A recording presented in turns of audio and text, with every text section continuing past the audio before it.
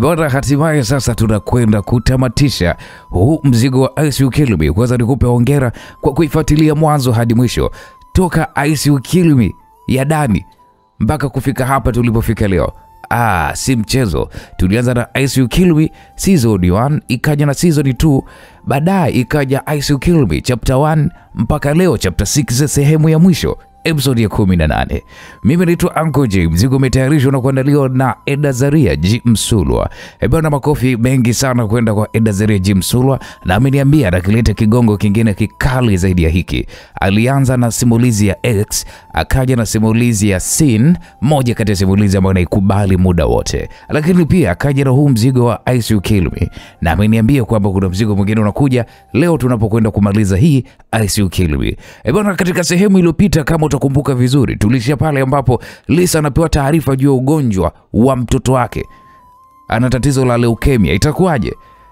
Lisa alionekana kuchanganyikiwa. Dokta sasa ndo akawa anamtuliza pale. Bwana, karibu sana tupate kujua nini hasa kilichoweza kuendelea. Karibu. Unaanisha, yani unamaanisha nini? Unamaanisha mwanangu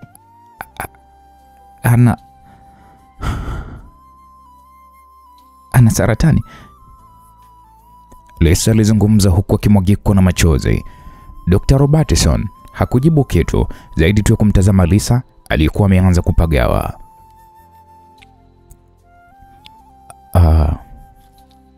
Lisa, hebu tulia, tutajaribu kufanya research, tutapata njia ya kuweza kulitatua hili tatizo. Na mimi nina imani tutalitatua. Lisa alimuinamia mwanae huku machozi yakimwagika kwa wingi. Alianza pale kujilaumu na kujilaani kwa kumwacha mwanae na kumfuata Ghost kila alipokuwa anakwenda. Kwa nini Mungu unanilipa dhambi zangu kupitia mwanangu? Nitafanya nini sasa jamani? Hey, Lisa, hebu tulia. Kuna maelfu ya watu wanaishinda hii leukemia. Kuumwa kwake hakumfanyi yeye awe marehemu, au tuseme ya kwamba eti amekufa. Hapana.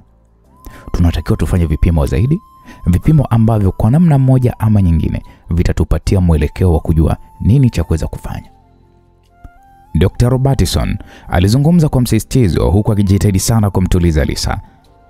Kwa nusu saa nzima, Dr. Robertson alifanya kazi ya kumtuliza Lisa huku akimwelezea kwa kina juu ya ugonjwa huo, huku akimuonyesha baadhi ya watu maarufu duniani waliofanikiwa kupona leukemia.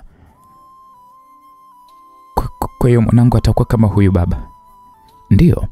Ngoja nikuwekee video yake ikionyesha akirudisha mkanda wa WWE champion na kwenda kujitibu leukemia ambapo alikuwa anaumwa tangia udogoni mwake na akapona,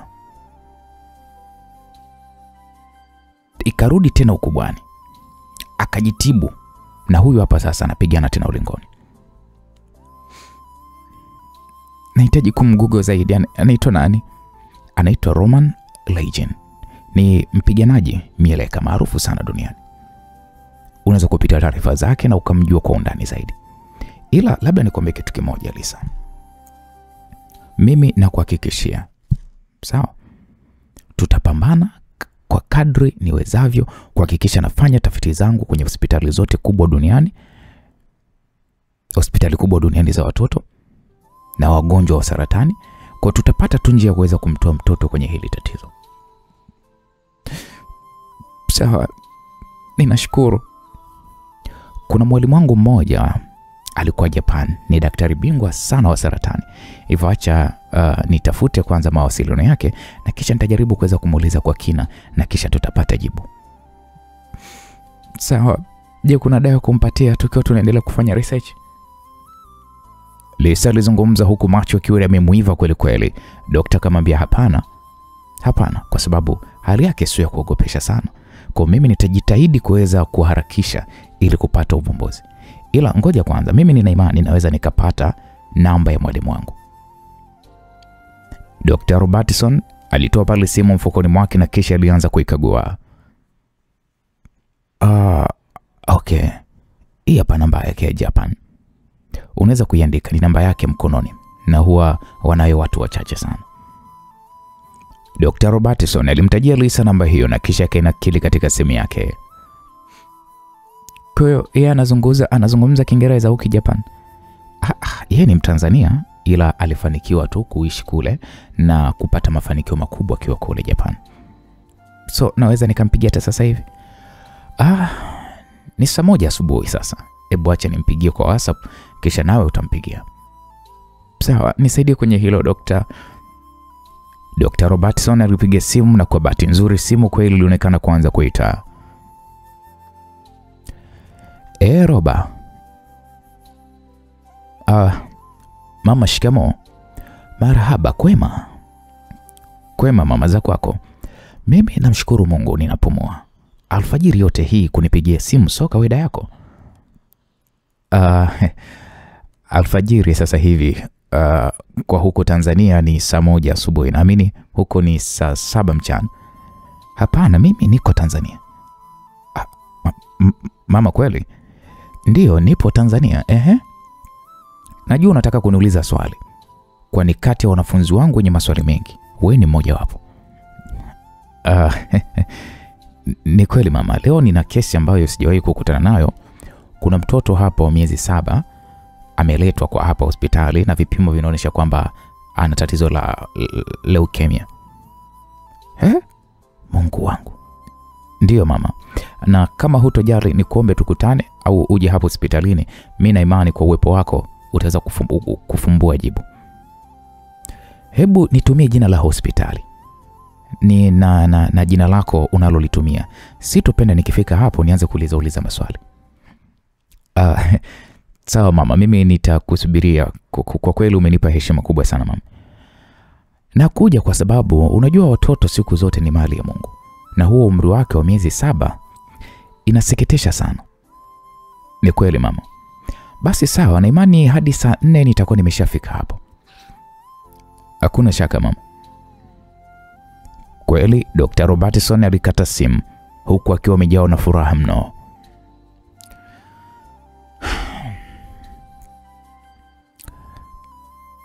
Lisa, jambo la kumshukuru Mungu, daktari bingwa yuko hapa Tanzania na amesema nakuja saa 4.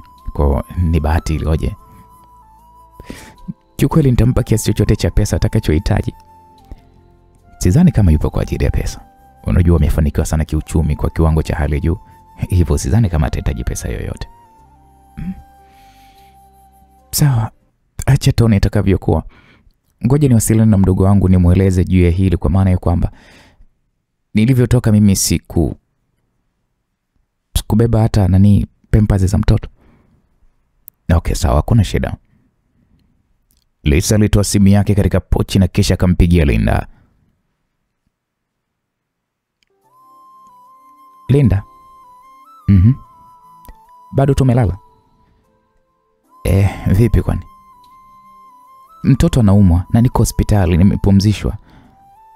What? Linda alikurupuka kitandani huku usingizi wote ukamwisha.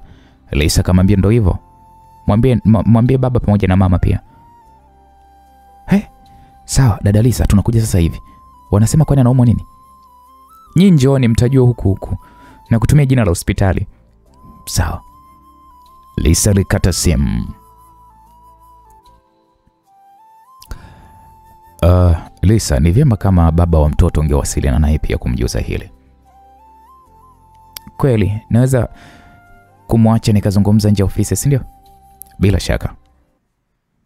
Lisa alitoka ndani ya chumba hicho cha daktari. Akapiga pale namba ya Ryan, ila kwa bahati mbaya namba ikawa haipatikani.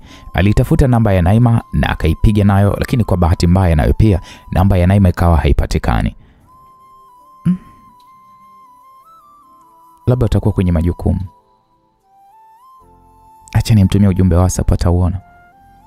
Lisa alizungumza yeye mwenyewe. Aliandika pale ujumbe katika simu ya Ryan na kisha akatuma kupitia WhatsApp, akiamini kabisa kwamba Ryan akiwasha tu data ataukuta huo ujumbe. Lisa akarudi ndani ya chumba cha daktari.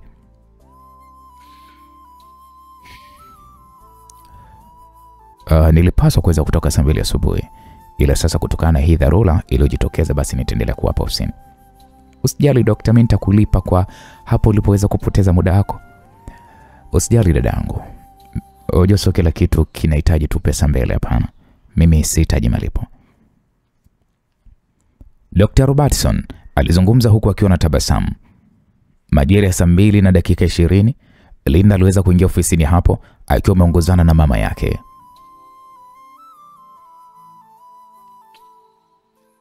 Karibuni. Tunashukuru. Mjukuu wangu ana tatizo gani? Mama, shikamoo. Marahaba. Eti dokta, mjukuu wangu ana shida gani? Mama Lisa alihoji huku akimbeba mjukuu wake aliyopo hapo kitandani. Dr. Robertson alimtazama Lisa aliyekuwa amempa ishara ya kueleza kinachomsumbua mtoto. Ilimbidi Dr. Robertson kueleza kwa kina juu ya ugonjwa anaoumwa mtoto, kitu ambacho kilichomfanya Linda na mama yake kuwa katika hali ya wasiwasi. Ila uzuri ni kwamba tunamsubiria daktari bingwa wa saratani. Atafika baada ya muda mrefu. Mtoto mdogo kama huyu ambaye hana makosa yena yoyote, kwa nini anakumbana na nyakati mbaya na ngumu kama hizi jamani? Mungu msaidie. Mama Lisa alizungumza huku machozi yakimlengalenga kwa huzuni. Naam, msikilizaji, kwa upande wa pili tunapata kumwona Evelyn akizungumza kwa kusema ya kwamba inaonekana huyo mtoto unayekwenda kukutana naye mama huenda kawa ni muhimu sana. Evelyn alizungumza huku akiwa anashuka ndani ya gari la wanausalama wa Ikulu na wakaanza kutembea kuelekea katika ndege ya Evelyn. Unajua ni kijana wangu na kutokana ni mtoto, acha tukamwone, na hii itasaidia sana kuona kama wana vipimo ninavyovihitaji. Basi na wewe utapima kujua tunafanyaje kazi. Sawa mama. Wakaingia ndani ya private jet hiyo na wakaondoka uwanjani hapo. Ndani ya lisaa wakawa wamefika jijini Dar es Salaam. Walipokelewa pale na wanausalama wawili wa ofisi ya rais na moja kwa moja wakapelekwa mpaka katika hospitali ambayo Dr. Robertson anafanya kazi. Mama, shikamoo, karibu sana. Dr. Robertson alimkumbatia mamake na Ryan. Mamake na Ryan akasema nashukuru sana. Naona sasa uzembe umeshaanza kukutoka. Kivipi mama? Naona tumbo limeshaanza kusogea mbele. Maradhi hayo mwanangu. Mama bwana. Cheka tu, ila kitambi sio kizuri. Piga tizi. Shauri yako. Karibuni sana. Hali ya mtoto inaendeleaje? Ni kwamba alikuwa na joto kali kupita kiasi, ila nimelidhibiti kwa kuweza kumchoma sindano. Sawa. Sasa huyu ni Evelyn, huyu ni binti yangu wa kwanza. Na tukishamaliza swala la mtoto basi kuna vipimo nitahitaji kuweza kumpima. Hakuna shaka mama, karibuni sana. Basi baada ya makaribisho hayo walianza kutembea kuelekea katika ofisi ya Dr. Robertson. Jamani, mimi nitabaki hapa. Evelyn alizungumza na kukaa katika kiti kimoja kilichopo nje ya ofisi ya Dr. Robertson. Dr. Robertson akafungua pale mlango na kutangulia kuingia ndani na mama Ryan akafuata kwa nyuma. Macho yake yalitua katika uso wa Lisa aliyekuwa amevimba macho kwa kulia. Lisa alitamani ardhi ipasuke na kutumbukia ndani. Laiti kama angejua anayekuja kumtibu mwanae ni mamake na Ryan, basi angeondoka hospitalini hapo kabla hatajafika, kwa sababu anamwogopa mno mwanamama huyo kutokana na vitu alivyokuwa amemfanyia.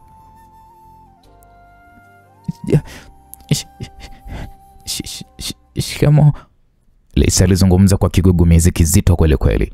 Mama Ryan hakujibu salamu hiyo na moja kwa moja akamsogelea mama Lisa alikuwa amembeba mtoto. Mmemfanya nini mjukuu wangu? Mama Ryan alizungumza huku akimchukua mtoto kutoka mikononi mwa Lisa. Mjukuu wako? Dr. Robertson aliuliza huku akiwa na mshangao. Ndiyo, ni mtoto wa kijana wangu huyu mdogo. Mama Ryan alizungumza huku akichukua kipimo cha mapigo ya moyo na kukivaa pale masikioni mwake. Alimwekea mtoto kifuani mwake na kisha akawa anasikiliza mapigo ya moyo yanavyokwenda. Hebu tupisheni wote mtoke nje, nahitaji kuweza kubaki na dokta. Mama Ryan alizungumza kwa msisitizo huku akiwatazama Lisa na wenzake. Nimesema tokeni, mnanitumbulia nini macho? Mama Ryan alizungumza kwa ukali na wote ilibidi watoke, akabaki na Dr. Robertson ambaye alikuwa anaendelea kuona mawenge kwani hali ya hewa ilikuwa imebadilika ghafla mno. Lisa alibaki akiwa ameduaa, na hii ni mara baada ya kumwona Evelyn ambaye naye taratibu alisimama na kumtazama Lisa ambaye anamjua ni wifi yake na ameshawahi kuwa mke wa baba yake, na Lisa huyo ndiye aliyemuoa Ghosti. Linda na mama yake nao wakawa wamebaki tu wakimshangaa Evelyn ambaye anafanana copyright na Ryan kwa muonekano wa sura. Wewe, Evelyn alizungumza huku akimsogelea Lisa aliyekuwa ameanza kurudi nyuma kwa uoga, kwani kwa kukaa katika familia hiyo hajawahi kujua kama dada wa Ryan yuko hai, na alichowahi kukijua ni kufariki kwa anayemwona mbele yake.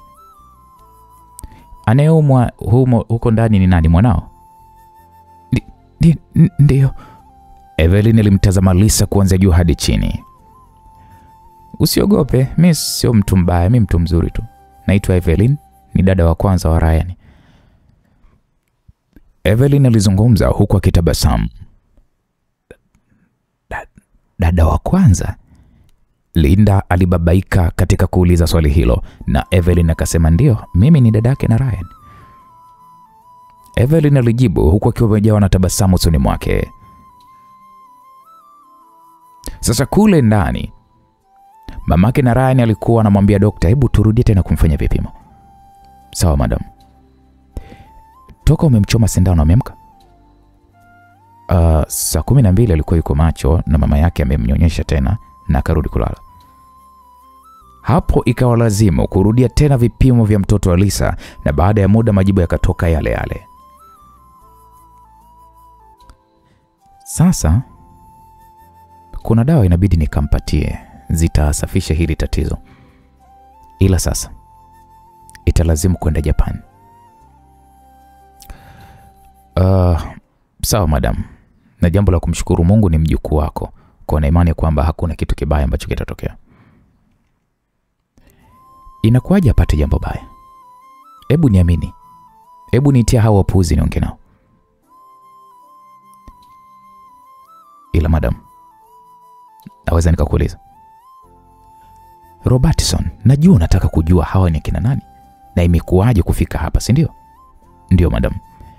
Basi nikwambie tu kwa ufupi kwamba kijana wangu Ryan, huyu unayemwona hapo, alikuwa ni mke wake wa ndoa kabla ya kumwacha na kuolewa na aliyekuwa mume wangu.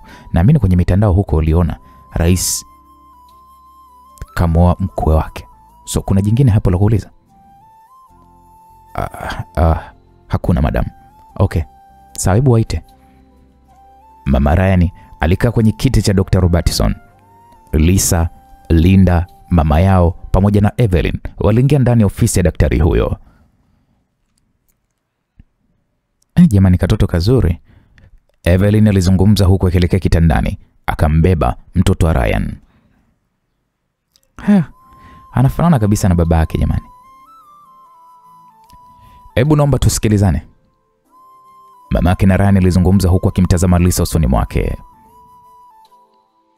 Hapa ninavyozungumza nazungumza kama daktari. Mambo yaliyotokea yakae pembeni na tuangalie hali ya mtoto inakwendaje. Ni kweli mtoto ana leukemia na imemwathiri kwa kiwango fulani, ila bado tuna nafasi ya kuweza kuiondoa mwilini mwake kwani bado haijawa serious sana. Lisa alishusha pumzi huku akitetemeka mwili mzima. Uangalizi mbovu wa mtoto ndio umefikia hapa. Lisa, nakumbuka nilikuonya na kukueleza juu ya malezi ya mtoto siku niliyokukabidhi pale uwanjani, ila masikio yako ukayaweka pamba. Japo sijui ni malezi gani ambayo alikuwa anapatiwa, ila mama ni mtu ambaye mtoto wake akiwa anaumwa ni lazima atajua tu. Na hili lingeonekana mapema sana, ila kwa upumbavu wako na ujinga wako wa kuendekeza uliyofanya, leo hii mtoto yuko hapa. Mama, Evelyn alizungumza huku akimtazama mama yake. Mama yake akamwambia, acha niongee ukweli. Kama angekuwa ananyonyeshwa vizuri na kuhudumiwa na mama yake vizuri, leo hii huyu tusingekuwa hapa. Ila maziwa ya viwandani aliyokuwa anapewa huyu mtoto yana kemikali nyingi sana za kutengeneza, ambazo naamini ndizo zimezalisha hili tatizo kwa mtoto. Hivyo basi, mtake mstake, mtoto atakwenda kutibiwa Japan. Nani atakwenda na nani atabaki, hilo sijui. Ila naondoka na mjukuu wangu, na niwaambie tu ukweli, kuanzia hivi sasa mimi ndo nitakayeweza kumlea. Mtake msitake kwenye hilo, siwezi kumrudisha mikononi mwenu kwa sababu akili zenu inaonekana kabisa ni mbovu. Mama Ryan alizungumza kwa msisitizo huku akimtazama Lisa aliyekuwa na bubujiko na machozi, huku akihisi hayo yote yamesababishwa na yeye. Jamani, naombeni mtupishe sisi watatu, Evelyn alizungumza huku akimtazama mama Lisa pamoja na Linda. Wakatazamana na kisha wakatoka ndani hapo. Dokta, nawe pia utoke, japo tunajua ni ofisi yako.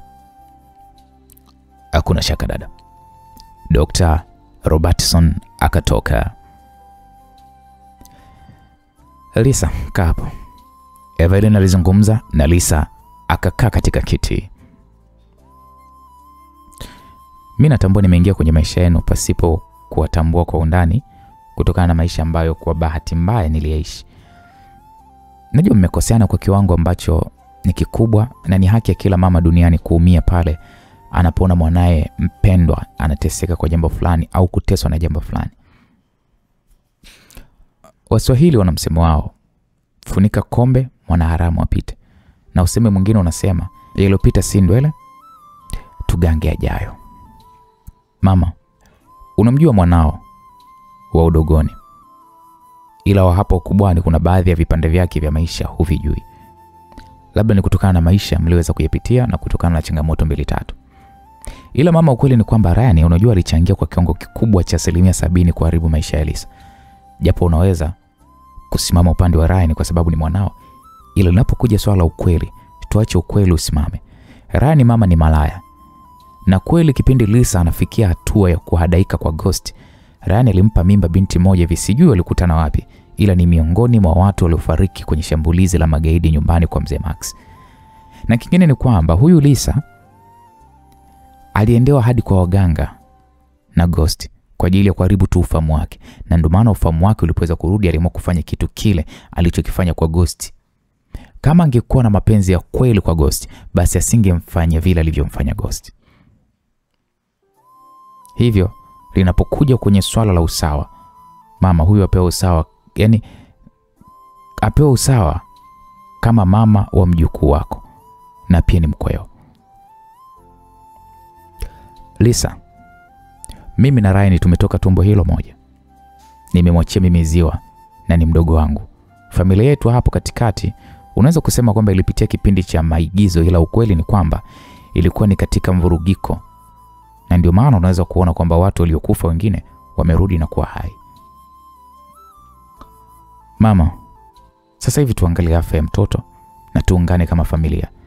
Sina kinyongo na Lisa, japo hapo awali nilipata naye sana kinyongo, ila nilipokuja kujua historia nzima na ukweli wa kila jambo ilinibidi kutoa sumu ambayo haikuwa na maana yoyote ile kwenye maisha yangu. Leo hii nahitaji kuona hii familia inasimama, na mama, usijue kawa kansa kwa kumfanya huyu binti kubeba sumu dhidi yako. Akiwa kama mama ana haki ya kuweza kuamua ni nini kifanyike juu ya mwanae. Kama baba mtu hadi sasa hivi hatujui ni wapi alipo, na hata tukimpigia simu hapatikani, wewe utabaki kuwa bibi na hutokuwa na maamuzi yoyote juu ya huyo mtoto. Maamuzi yako yanabaki kwenye mipaka ya sisi wanao ambao unaweza kutuamrisha kufanya jambo hili na hili, ili mradi liwe na manufaa ya umuhimu. Mama, kubeba chuki za jabu kwenye maisha hazitokusaidia chochote. Lisa, sijui maisha yako, ila ninajua kwa pale ulipoanzia na mdogo wangu hadi kufikia mlipofikia hivi sasa. Maisha ya wewe kuwa na ndoto na baba yetu sisi hata yatuhusu. Umenielewa?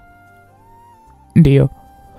Mtoto anaumwa, na mtoto ndio kiunganishi chetu kwako wewe Lisa, na ndio maana unatuona hatudili na maex wa Ryan, kwa sababu hawana chochote cha kutupatia kwenye maisha yetu. Ila wewe Monica, hata mfanye nini, Hawa watoto ndio kiunganishi chetu muhimu sana na hatuwezi kukataa kuwa karibu nao. Tunawapenda watoto wenu, tunapenda kuishi nao kwa sababu kila mmoja aulize moyo wake. Je, mimi ni mangapi mabaya nimefanya na nikasamehewa?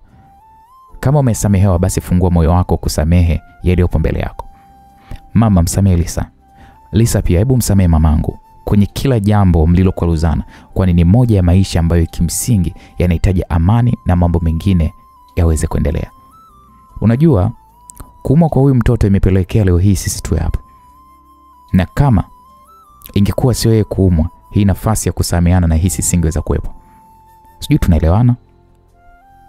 Ndio, Lisa alijibu kwa sauti ya upole huku akimtazama mama yake mkwe. Mama, nakuuliza pia na wewe. Mama Ryan alimtazama Lisa usoni mwake. Wewe Lisa, wewe usije ukarudia siku nyingine. Mimi nimekusamehe. Nashukuru mama. Nashukuru sana. Lisa alizungumza huku akilia kwa hisia kali mno, wakakumbatiana. Hayo sasa ndo mambo. Na isitoshe sisi sote ni wanawake. Na mama, unajua nini wanaume wanachokifanya? Mfano mzuri ni Ghost. Hivyo tukishikamana sisi basi kila jambo litakwenda vizuri. Ni kweli kabisa. Hebu acha kulia binti yangu. Kwa sasa tuangalie taratibu za kumsaidia mjukuu. Mama Ryan alizungumza huku akiwa anafungua mlango na kuwaomba wote wengine waingie ili kujadiliana namna ya kufanya ili kumsaidia mtoto. Naam, msikilizaji. Kwa upande mwingine, ndege ilionekana kutua uwanja wa Lublin nchini Poland. Ryan aliweza kujumuika na abiria wengine kushuka kutoka ndani ya ndege hiyo. Baada ya kukaguliwa na kugongewa pale muhuri wa kuruhusiwa kuingia nchini Poland, Ryan akatoka nje ya uwanja. Alipata kumwona mwanaume ambaye Ryan wakati yuko kwenye ndege alipata kumsoma huyu mwanaume kwenye faili iliyokuwa ametumiwa. Kwa alipomwona tu akamjua. Yule jamaa akamsogelea Ryan na kusema, "Karibu sana Poland Ryan." Ryan akamwambia, "Nashukuru, habari za hapa?" Hapa hali inazidi kuwa tete kwa majirani zetu na tunaendelea kupambana kuhakikisha tunapokea wakimbizi." "Poleni sana." "Tunashukuru." Wakaingia ndani ya gari na wakaondoka uwanjani hapo. Nchini bwana naona inajitahidi sana kuondoa raia wake. Ni kweli. Na kila nchi inafanya jitihada za kuweza kuondoa watu wake ukizingatia vita inazidi kupamba moto ndani ya Ukraine. Hadi inatisha ndugu yangu. Hivi vitu hivi hatukuwahi kuvisikia au kuviona ndani ya miongo hii miwili. Ila sasa Russia anatuonesha ni namna gani ambavyo dunia sio sehemu salama. Poleni sana. Tumeshapoa kaka. Hapa bwana hadi kufika boda ya Poland na Ukraine itachukua nusu saa na dakika kama 50 hivi kutokana na foleni ya wakimbizi wanaoingia nchini Poland. Kwa tuseme kama lisali moja hivi na kidogo. Okay, sawa, kuna shida. Basi nitakufikisha boda na nitakukabidhi kwa kijana wangu mmoja ambaye yuko upande wa Ukraine na yeye atakusaidia kupata silaha za kujilinda na kuendelea kusonga mbele kwa sababu vita bwana ina macho ya kuangalia huyu ni nani, huyu ni nani. Ni kweli kabisa.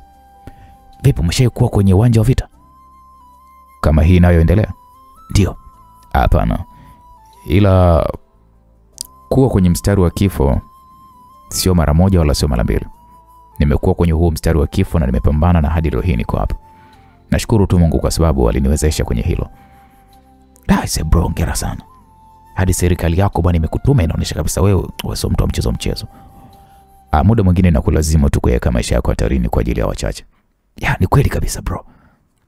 Naam. Waliendelea kuzungumza mambo mengi na kweli walifanikiwa kufika katika mpaka wa Ukraine na Poland. Jamaa huyu akampitisha Ryan mpaka upande wa pili wa Ukraine, akamkabidhi pale kwa kijana wake. Anaitwa Shevchenko. Atakusaidia kufika Kiev. Nashukuru kumfahamu. Basi mimi nawatakia safari njema. Tunashukuru sana. Ryan alizungumza na kisha kapeana mkono na mwenyeji wake na wakaingia ndani ya gari na huyo kijana Shev ambaye ni raia wa Ukraine. Bro, unajua hali ya kiusalama inazidi kuzorota kila siku na majeshi ya Russia yanazidi kupiga na kuteka miji yetu kadiri muda unavyozidi kwenda. Hivyo kuna sehemu itatulazimu kuacha kutumia gari na kutembea kwa miguu ili kuweza kukwepa maeneo ambayo ni hatari. Kijana Shevi alizungumza huku akiwasha gari na kuondoka eneo hilo. Ryan akamwambia sawa, kuna shaka.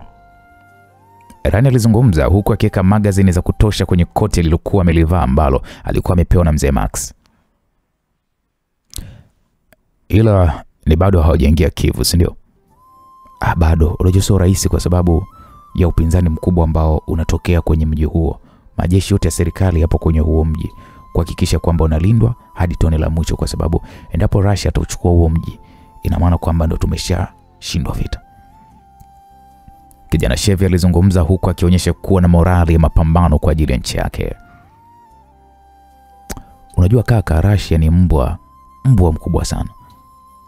Ila tuwezi kuwa wanyonge, tutahakikisha tunapambana hadi kuangamiza. Japo kwa sasa wanafanya mashambulizi ya anga, ila ni lazima tutawamaliza tu bro.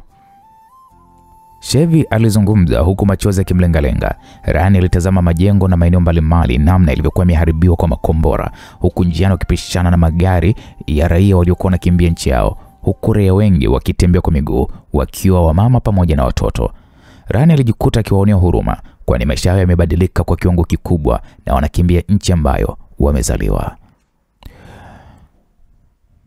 Inabidi serikali zenu zikae na kuweza kujadiliana juu ya hili. Hii vita inaendelea si nzuri. Bro, unajua zimeshafanyika vikao kama viwili vya mapatano. Na sasa hivi mashambulizi yamesimamishwa kwa ajili ya raia waondoke nchini. Russia anatupangia masharti ya ajabu kweli kweli kwenye nchi yetu. Ukumbuke sisi hatufungamani na ni taifa huru. Hivyo hatuwezi kukubaliana na matokeo yake. Hatuwezi sisi kutawaliwa sisi tena. Ryan alishusha pumzi nyingi na kutokuamua kuendelea kuzungumzia masuala ya nchi hiyo ya Ukraine, na kilichompeleka ni kuhakikisha kwamba Watanzania wote wanatoka ndani ya nchi hiyo bila kupata madhara. Safari ilizidi kusonga mbele hadi giza likatawala anga, huku kwenye baadhi ya maeneo ilibidi kusimama na pale kupisha magari ya jeshi ya Ukraine yapite kuelekea katika maeneo alipokuwa adui. Sasa kaka, hapa inabidi tuache gari, huko mbele ni lazima tupite maeneo yenye majeshi ya Russia. Na kwa miguu inabidi kutumia muda gani? Itatumia muda gani? Tutatembea zaidi ya kama masaa 8 hivi hadi kufika Kiev. Hiyo ni kwamba hatujakutana na changamoto zozote, ila tukikutana na changamoto tutapambana kwa ajili ya kuzipita. Na okay, sawa. Walishuka ndani ya gari na Ryan pale akavaa pale bushori kichwani mwake kwa ajili ya kuweza kuzuia baridi kali iliyokuwa inapelekea hadi kuganda kwa theluji ardhini. Safari ya kutembea ilianza huko, kila mmoja akiwa na bunduki mkononi mwake. Wanajeshi wa Russia. Chevy alizungumza kumtaarifu Ryan kwamba mbele kuna wanajeshi wa Russia. Ilibidi wajibanze kwa haraka sana kwenye karavati iliyopo pembezoni mwa barabara. Wanajeshi wapatao 6 waliomkamata mwanamke mmoja na kuanza kumvua nguo kinguvu kwa ajili ya kumbaka. Vitendo hivyo vilimfanya Chevy kutoka kwenye handaki hilo kwa kasi mno. Risasi yake ya kwanza ilitoa kwa mwanajeshi ambaye alikuwa amemlalia mwanamke huyo huku akiwa tayari ameshaanza kumbaka. Ila sasa kabla hajafyatua shambulizi jingine kwa mwanajeshi mwingine, wanajeshi wawili waliokuwa wanawalinda wenzao hao 6 kwa mbali kidogo kutoka eneo hilo walimtandika risasi za kutosha Chevy na wakamua pale pale. Angalia kwenye karavati alipotokea. Ryan alisikia sauti ya mwanajeshi mmoja akizungumza na akajua sasa kumekucha, kwani risasi alizopigwa mwenzake alizisikia vizuri tu. Ryan akiwa amefunga pale kiwambo cha kuzuia sauti kwenye bastola yake, huku bunduki aliyokuwa ameishika alikuwa amening'iniza mgongoni mwake ikiangalia chini. Mwanajeshi mwenye tochi, kitendo cha kuchungulia tu chini ya karavati, hakuwa na bahati maskini Mungu. Risasi moja iliweza kutua kichwani mwake na kwa kasi Ryan akaiwai ile tochi ya mwanajeshi huyo bila hata kutegemea. Wanajeshi hao 6 waliosalia wakapata shambulizi la nguvu la risasi zenye shabaha kwenye miili yao, na kila aliyejaribu kumshambulia Ryan risasi zao zilishatukumkosa. Ryan akazima tochi hiyo mara baada ya kuhakikisha wanajeshi wote wameshaangamia.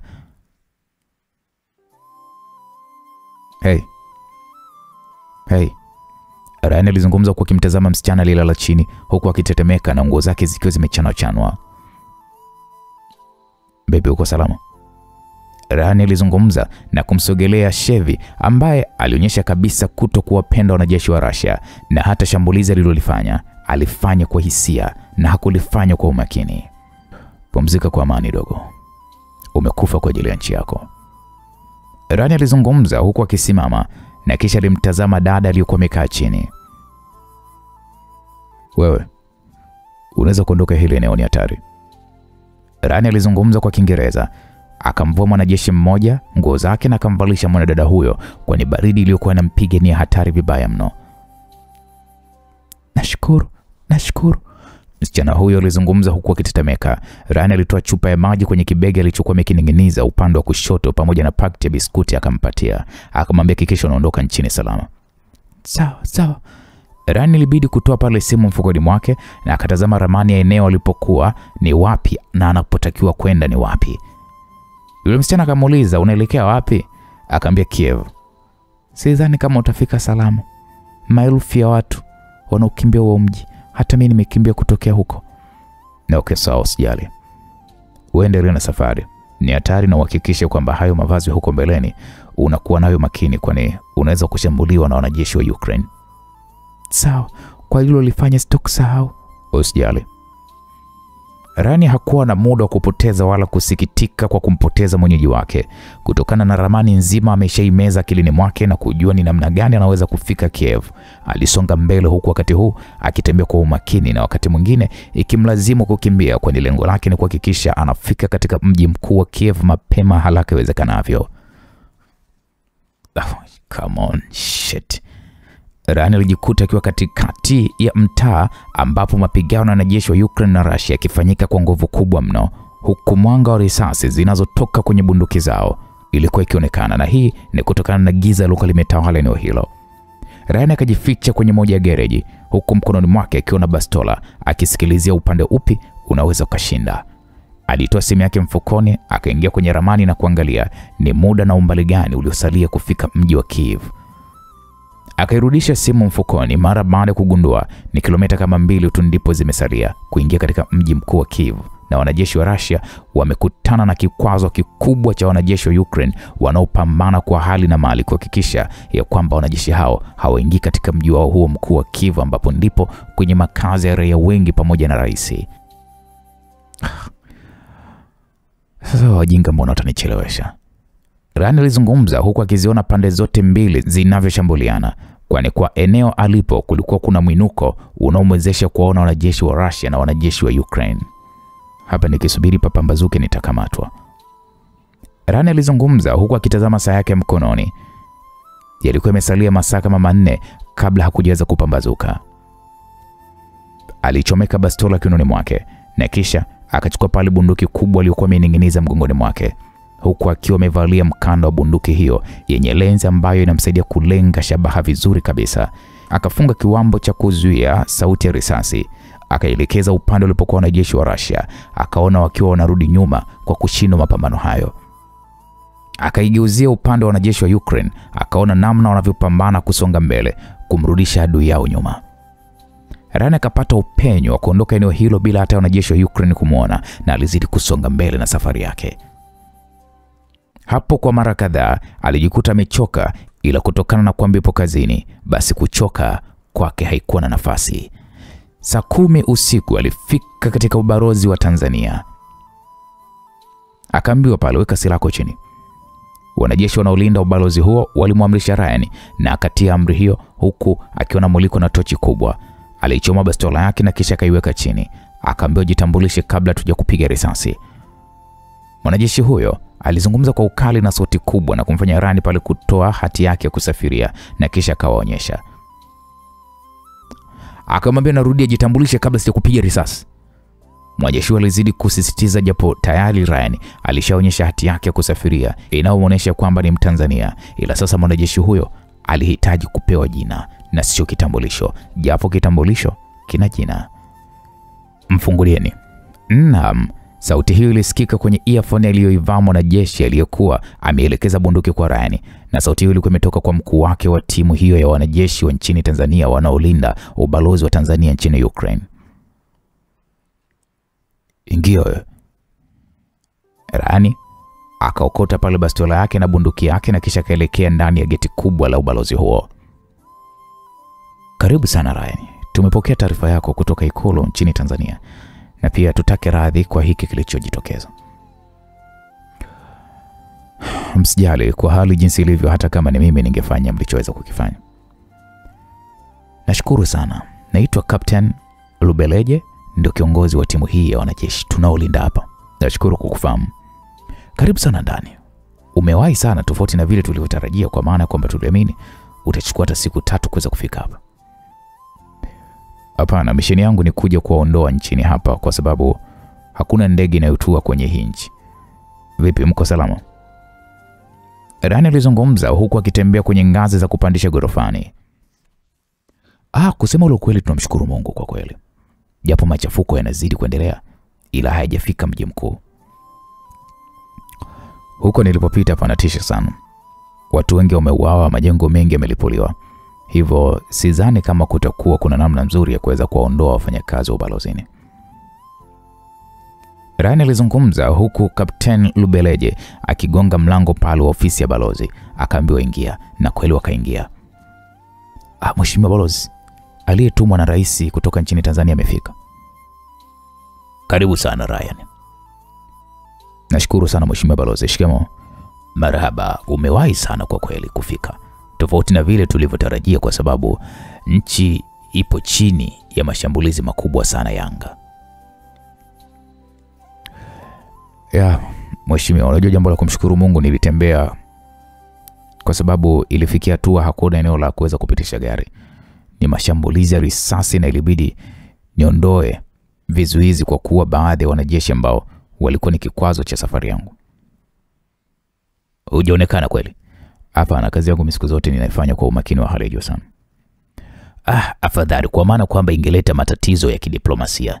Isitoshe hawa wote wanaopigana kwetu tupo nao vizuri. Naamini Kapteni Lubeleje ameshajitambulisha kwako. Ni kweli, nashukuru. Tumekata mawasiliano, umeme, TV, internet kidogo tunatumia ya ulimwengu na sio ya hapa Ukraine. Natambua mzee wangu. Na ndio maana hata lini yangu ni ulimwengu mzima inashika kila nchi ninayopita. Kabla mwili haujapoa damu inayochemka, ninahitaji kuweza kujua raia walipo eneo hilo na nifahamu idadi yao ni wangapi. Ikiwemo na wewe pia balozi. Mnaona usalama wangapi? Unajua kwa hapa raia ni 32. Wanajeshi tunao 8. Au 32 wote ni wafanyakazi wa balozini? Ndio Ryan.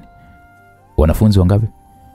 Kusema ule kweli, idadi kubwa ya wanafunzi tulionayo tulishindwa kabisa kuweza kuihimili, na tuliwasihi sana watakaopata nafasi ya kuelekea mipakani kwa nchi za jirani kama Poland, Slovakia, Hungary, Romania na Moldova waweze kufanya hivyo, kwa sababu nchi ni kubwa na wapo maeneo mbalimbali na hatuwezi kuwaondoa wote au kuwafikia wote kwa sasa. Mna wasiliana nao wote? Ndio, ninahakikisha na wasiliana nao.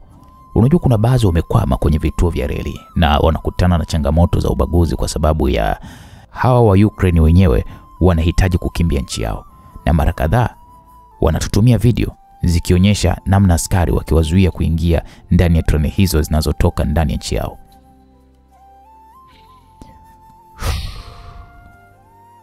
Rani alishusha pumzi.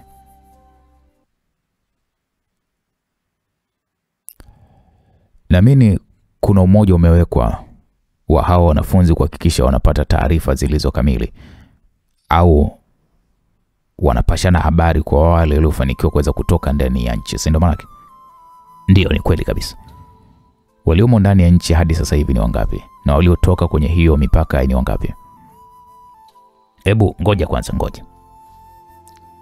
Balozi alizungumza huku akiziweka vizuri nywele zake ndefu, huku akichukua pale simu yake na kuanza kuipekua na kuangalia nini kilichokuwa kinaendelea. Unajua, tumetengeneza mfumo ambao kwa wanafunzi au kwa mwanafunzi anayeweza kuvuka mpaka na kuingia nchi iliyo salama, basi anatujulisha hapa, na waliobaki wanatupatia update kila baada ya masaa mawili. Na hapa idadi inaonyesha kabisa wanafunzi 178 wameshatoka nchini Ukraine, na ni wanafunzi 126 wapo njiani kuelekea huko wanapokwenda. Kati ya wanafunzi wangapi? Kati ya wanafunzi 300 ambao tunawajua kwenye mfumo wetu. Kuna raia wa Tanzania waliokuwa wanaishi hapa tofauti na wanafunzi? Hapana, unajua wengi ni wanafunzi waliokuwa wanasoma vyuo mbalimbali nchini hapa. Ryan alishusha pumzi taratibu huku akimtazama balozi huyo. Akaitoa simu yake mfukoni na kumpigia Rais Max. Rais Max pale akasema, asante Mungu. Yaani nilikuwa najaribu kukutafuta, sijaweza kukupata hewani. Nipo salama sana Mheshimiwa Rais. Sasa nimeshafika ubalozini na niko na balozi hapa. Hali niliyokutana nayo njiani kusema ule kweli ni hali ya kutisha, sio hali ya masihara. Na kutembea na raia zaidi ya 30 kwa kweli ni hatari. Kwani nimeshuhudia baadhi ya maeneo mashambulizi ya anga yakipiga na nimeshuhudia kabisa mapambano ya moja kwa moja yakipigwa. Hivyo nitaweka hatarini sana maisha ya hawa watu. Mungu wangu. Sasa tunafanyaje mzee wangu? Hapo sasa wewe unaamwaje Ryan? Hapa mimi kwa maoni yangu Mheshimiwa Rais, Russia ndiyo mwenye nguvu. Majeshi yake mengi yapo ndani ya hii nchi. Mimi nashauri kama inawezekana, wanafunzi waliosalia ndani ya hii nchi na hawa raia wa ubalozini hapa basi wapokelewe tuna majeshi ya Russia na kuingizwa Russia na tutafikia Russia. Tutapata pale hifadhi ya muda, japo naye pia amewekwa vikwazo, ila tutajua tu namna ya kuweza kuondoa raia wetu wakiwa Russia kuliko wakiwa hapa Ukraine mkuu. Sasa itabidi nifanye mazungumzo na ubalozi wetu wa Russia kuona ni namna gani naweza nikazungumza na rais wa Russia ili majeshi yake yaweze kupokea raia wetu. Ni kweli kabisa. Nchi ipo kwenye kifungo kikubwa mno. Watu wanauawa, si wa mama, si watoto, si watu wazima. Nimejiona mimi mwenyewe kwa macho yangu, hivyo haitoleta tafsiri nzuri kuona sisi tunakatiza kwenye maeneo ambayo hayapo salama na kusababisha hatari kwa watu wetu. Mimi nimekuelewa Ryan. Basi acha nijitahidi kufanya hilo ulilonishauri kabla ya mambo hayajazidi kuwa mabaya. Mzee wangu, mambo ni mabaya kwa 100%. Hivyo kama ni kuharakisha tuweze tu kuharakisha. Tukisema tusubiri japo hata kwa siku hata 2, basi kwa vile varangati niloliona basi mambo yatazidi kuwa hovyo kabisa. Sawa Ryan, mimi nimekuelewa. Nashukuru kwa kunielewa. Hapo Ryan akakata simu. Balozi huyo akasema, inaonesha rais ni mtu wako karibu sana. Sio ni mtu wangu karibu, ni babangu kabisa mlezi aliyenilea. Tena vizuri kabisa sasa mpaka nafika hapa, kwa hiyo ni mtu ambaye tunafahamiana sana. Nahitaji kupata bafu nioge kidogo kwa sababu nimepitia mengi sana huko njiani. Okay, twende basi nikuoneshe. Na utatumia pia chakula gani? Kwa maana na imani hujapata chakula chochote. Ni kweli kabisa mzee wangu, nikipata kifungua kinywa itakuwa ni jambo zuri zaidi. Naam, wakatoka pale ndani ya ofisi ya balozi. Mzee huyo akampigia sekretari wake kumpa jukumu la kumwandalia Ryan kifungua kinywa. Akampeleka mpaka kwenye makazi yake. Hapa ndipo ninapoishi. Ili jengo letu limejitosheleza kwa kila kitu. Nashukuru sana. Unaweza kuoga bafu la wageni ni hili wanaokuja kunitembelea. Asante sana. Ryan aliingia ndani ya bafu hilo. Alimaliza pale haja zake na kisha kaanza kuoga taratibu, huku kwa mbali akisikia milipuko mikubwa ikiendelea. Hakushangaa wala kuogopa, kwani ameshazoea na ameshapishana na hali kama hiyo, tena katika hali ya ukaribu sana na matukio ambayo ni ya kutisha kweli kweli. Kwa hiyo wala hata hakuwa na hofu. Ryan aliendelea zake kupiga maji. Naam, msikilizaji, kwa upande wa pili, mara baada kushuka uwanja wa ndege, Monica aliweza kukutana na mama mkwe wake pamoja na wifi yake waliokuwa wanamsubiria uwanjani hapo, kwani aliwaeleza ya kwamba ana safari kurudi Dar es Salaam akitokea Dodoma. Jamani, mnarudi lakini? Monica aliuliza. Ndio, lazima turudi, hatuwezi kukaa sana Japan ikiwa maisha yetu kwa sasa yako hapa Tanzania. Evelyn alizungumza huku akimtazama Monica usoni mwake. Nafurahi kusikia hivyo kwa sababu Cleopatra ameshawazoea jamani. Na kuishi peke yake halitakuwa jambo jema kwa kweli. Wala hata usijali kwa hilo. Lisa mwenyewe yuko wapi? Yupo kwenye chumba cha mapumziko na mwanae pamoja na mama yake na mdogo wake. Maskini. Hadi huruma. Nikitoka hapa inabidi sasa nionane naye. Hamuoneani wivu? Hapana. Lisa ni mwanamke mzuri kwa kipindi alichoishi na Cleopatra. Kama angekuwa ni mwanamke mbaya, basi mwanangu angenieleza kila kitu. Ila alimpa mapenzi ambayo hata mimi mama yake mwenyewe sikuweza kumpatia kutokana na kazi yangu. Amekuja kumuumiza moyo Cleopatra ni kwenye kipindi tu cha kuolewa na Ghost basi, ila nyuma ya hapo Lisa ana mabaya. Mama, umemsikia Monica? Mtu aliyesababisha makosa kwenye haya yote ni Ryan. Hivi Ryan anajua kweli juu ya ugonjwa wa mtoto? Hapana. Tunajaribu kumpigia simu lakini hatumpati. Ila mmesema kwamba mmemwacha Zanzibar. Ndiyo hivi. Ila hatujajua kama bado yuko Zanzibar au la. Okay. Mimi nitafuatilia. Mama, acha mimi niwatakie safari njema kwa sababu hapa nilipo inabidi niwahi Ikulu. Rais amenihitaji. Haya, majukumu mema mwanangu. Mimi nafurahia kupata familia yenye wakwe kama nyinyi.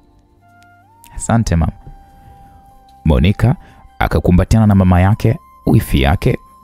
Ikawa ni ishara ya kuaga kwa safari yao ya kuelekea huko Japan. Kisha Monica alitoka ndani hapo, akaongozana na walinzi wake mpaka eneo alipokuwa Lisa na ndugu zake. Nisubirini hapa, Monica alisema na kisha kaingia ndani hapo. Mama, shikamoo.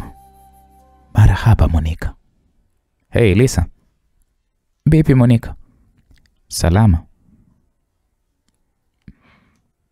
Monica, shikamoo. Marahaba Linda. Unaendeleaje? Namshukuru Mungu. Jamani, poleni sana. Tunashukuru. Vipi, anakula vizuri mtoto? Monica aliuliza huku akimtazama mtoto wa Lisa aliyekuwa amembeba mikononi mwake. Ndiyo, kanakula, kanajitahidi kwa kweli. Basi Mungu atampigania. Tuna imani hawezi kumwacha hilo tatizo likaendelea kumsumbua. Amina.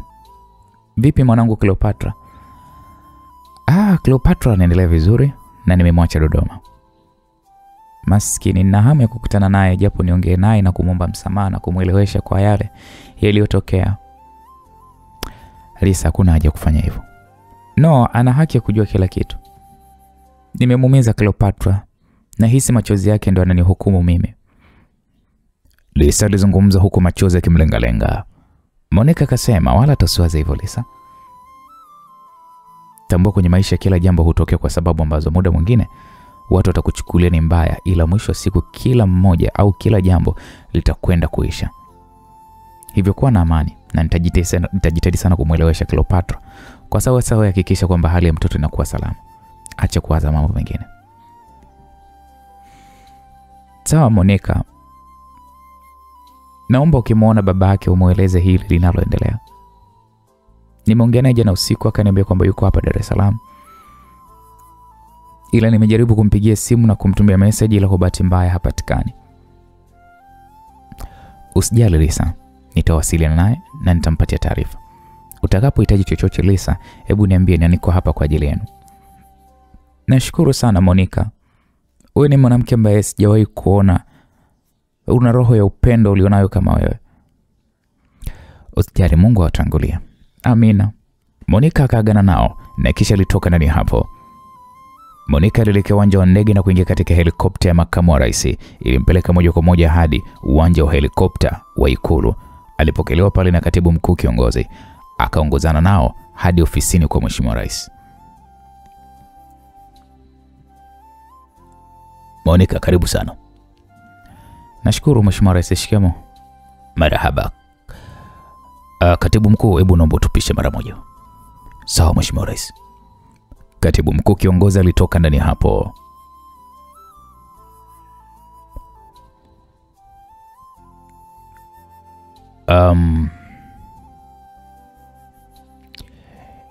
Niliona sio jambo sahihi kulifanya kuwa siri peke yangu, ikiwa jambo la kinchi na mtu nilimwagiza ni mume wako.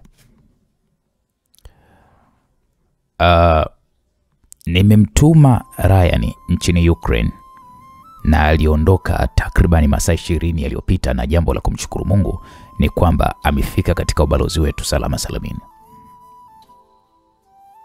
Hapo Monica alishusha pumzi taratibu huku akimtazama mzee Max kwa umakini.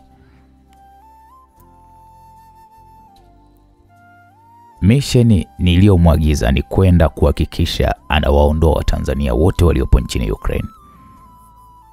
Anawaondoa wanafunzi na wafanyakazi wote waliopo kwenye ubalozi.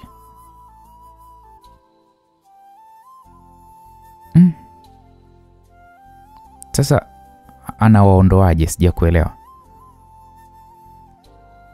Ni kwamba amenipatia wazo moja ambalo ni mimi nizungumze na serikali ya Russia, kwa sababu ndio ina majeshi mengi sana nchini Ukraine, kuondoa wananchi wetu, kuwasaidia kuwaingiza nchini mwao, ikiwezekana wasafiri kutokea hapo Russia kurudi nchini Tanzania, kwa sababu mipaka iliyo wazi na isiyo na usumbufu ni Russia pekee, ila mipaka ya nchi nyingine imejaa watu wanaoendelea kukimbia nchi yao.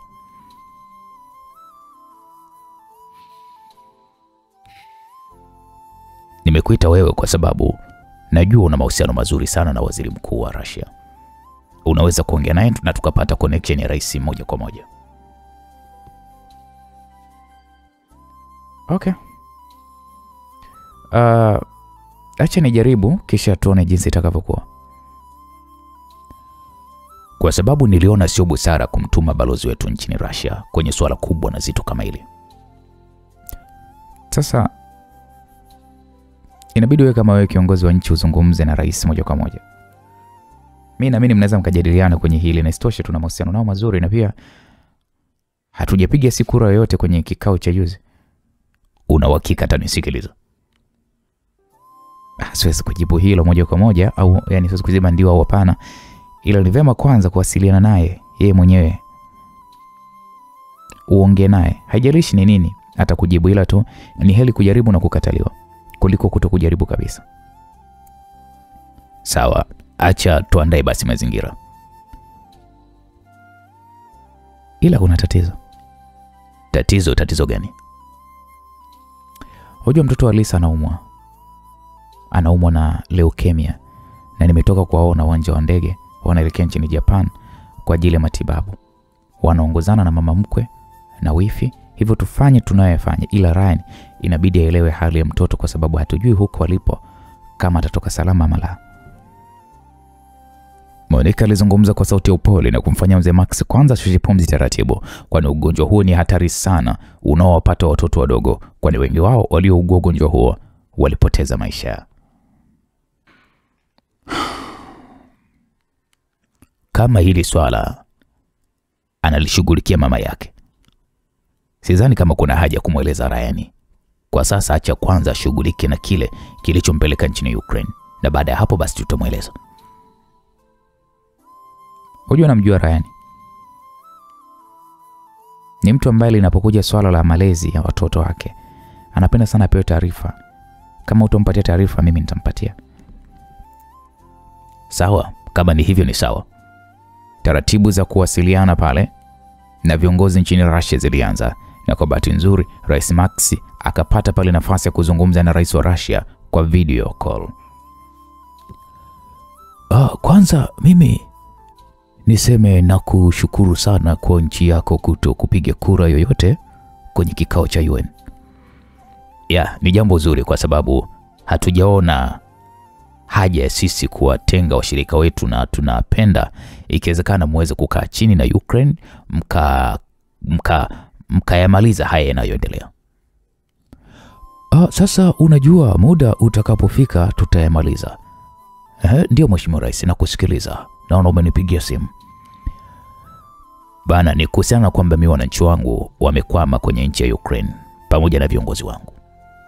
Kutokana na majeshi yako yameshazingira mji wa Kiev, ningeomba basi waweze kuwaondoa katika mji huo na wakaingia katika nchi yako, na baada ya hapo basi tutafanya taratibu za kuwaondoa.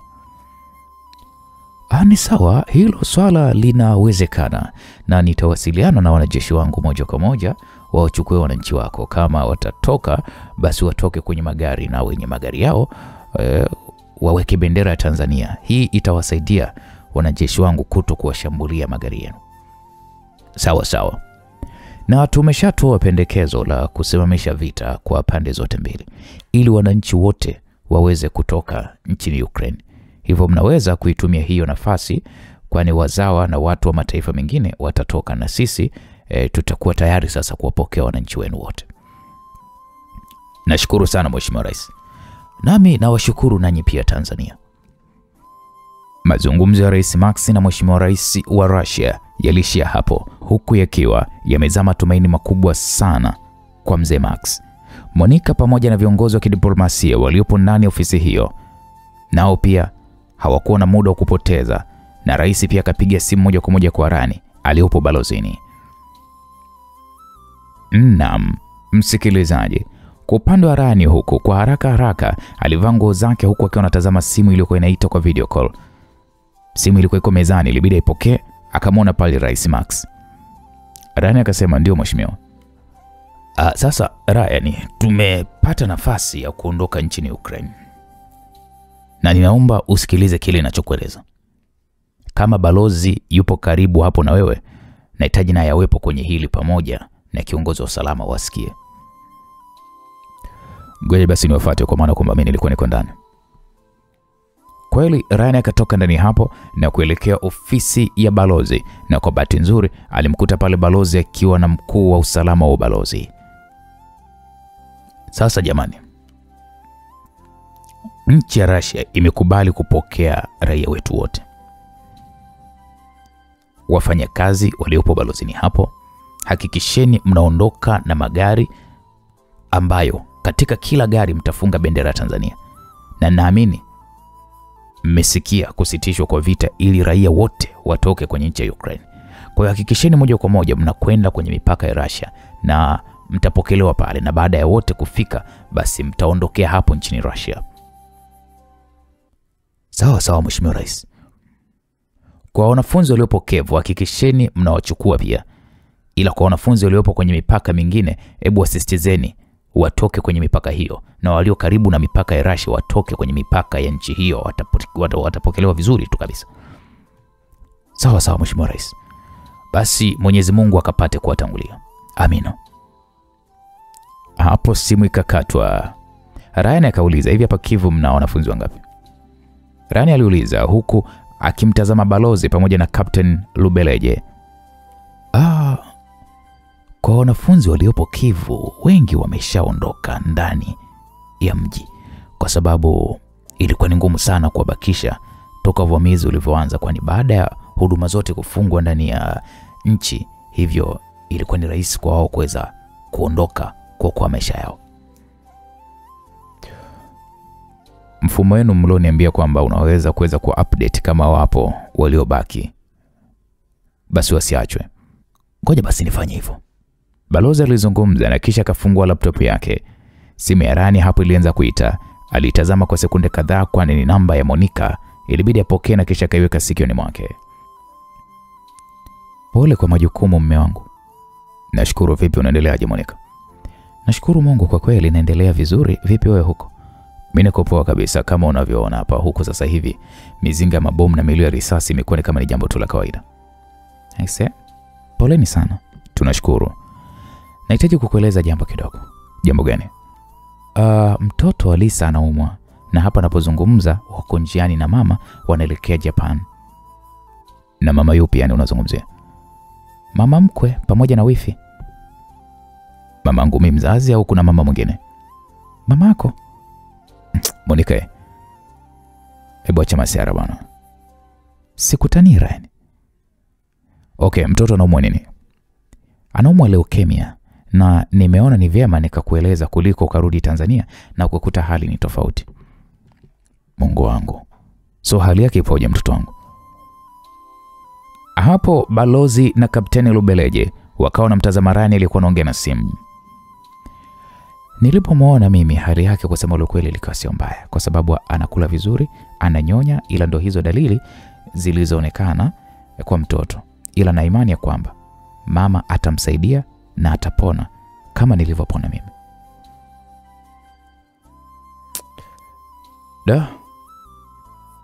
Aise. Okay, sawa, nitawasiliana nao nitakapofika nchini Russia.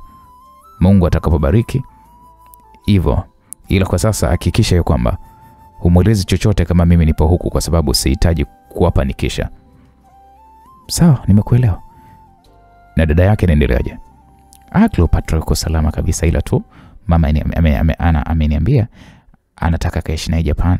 Ndo nilihitaji kujadiliana na wewe, ila sidhani kama ni wakati sahihi kwa sasa kulijadili hilo. Kamilisha kwanza hayo unayofanya huko mume wangu. Okay, sawa basi, tutaongea vizuri. Sawa bebe. Ryan alikata simu huku akimtazama balozi aliyekuwa amemuita kwa ishara.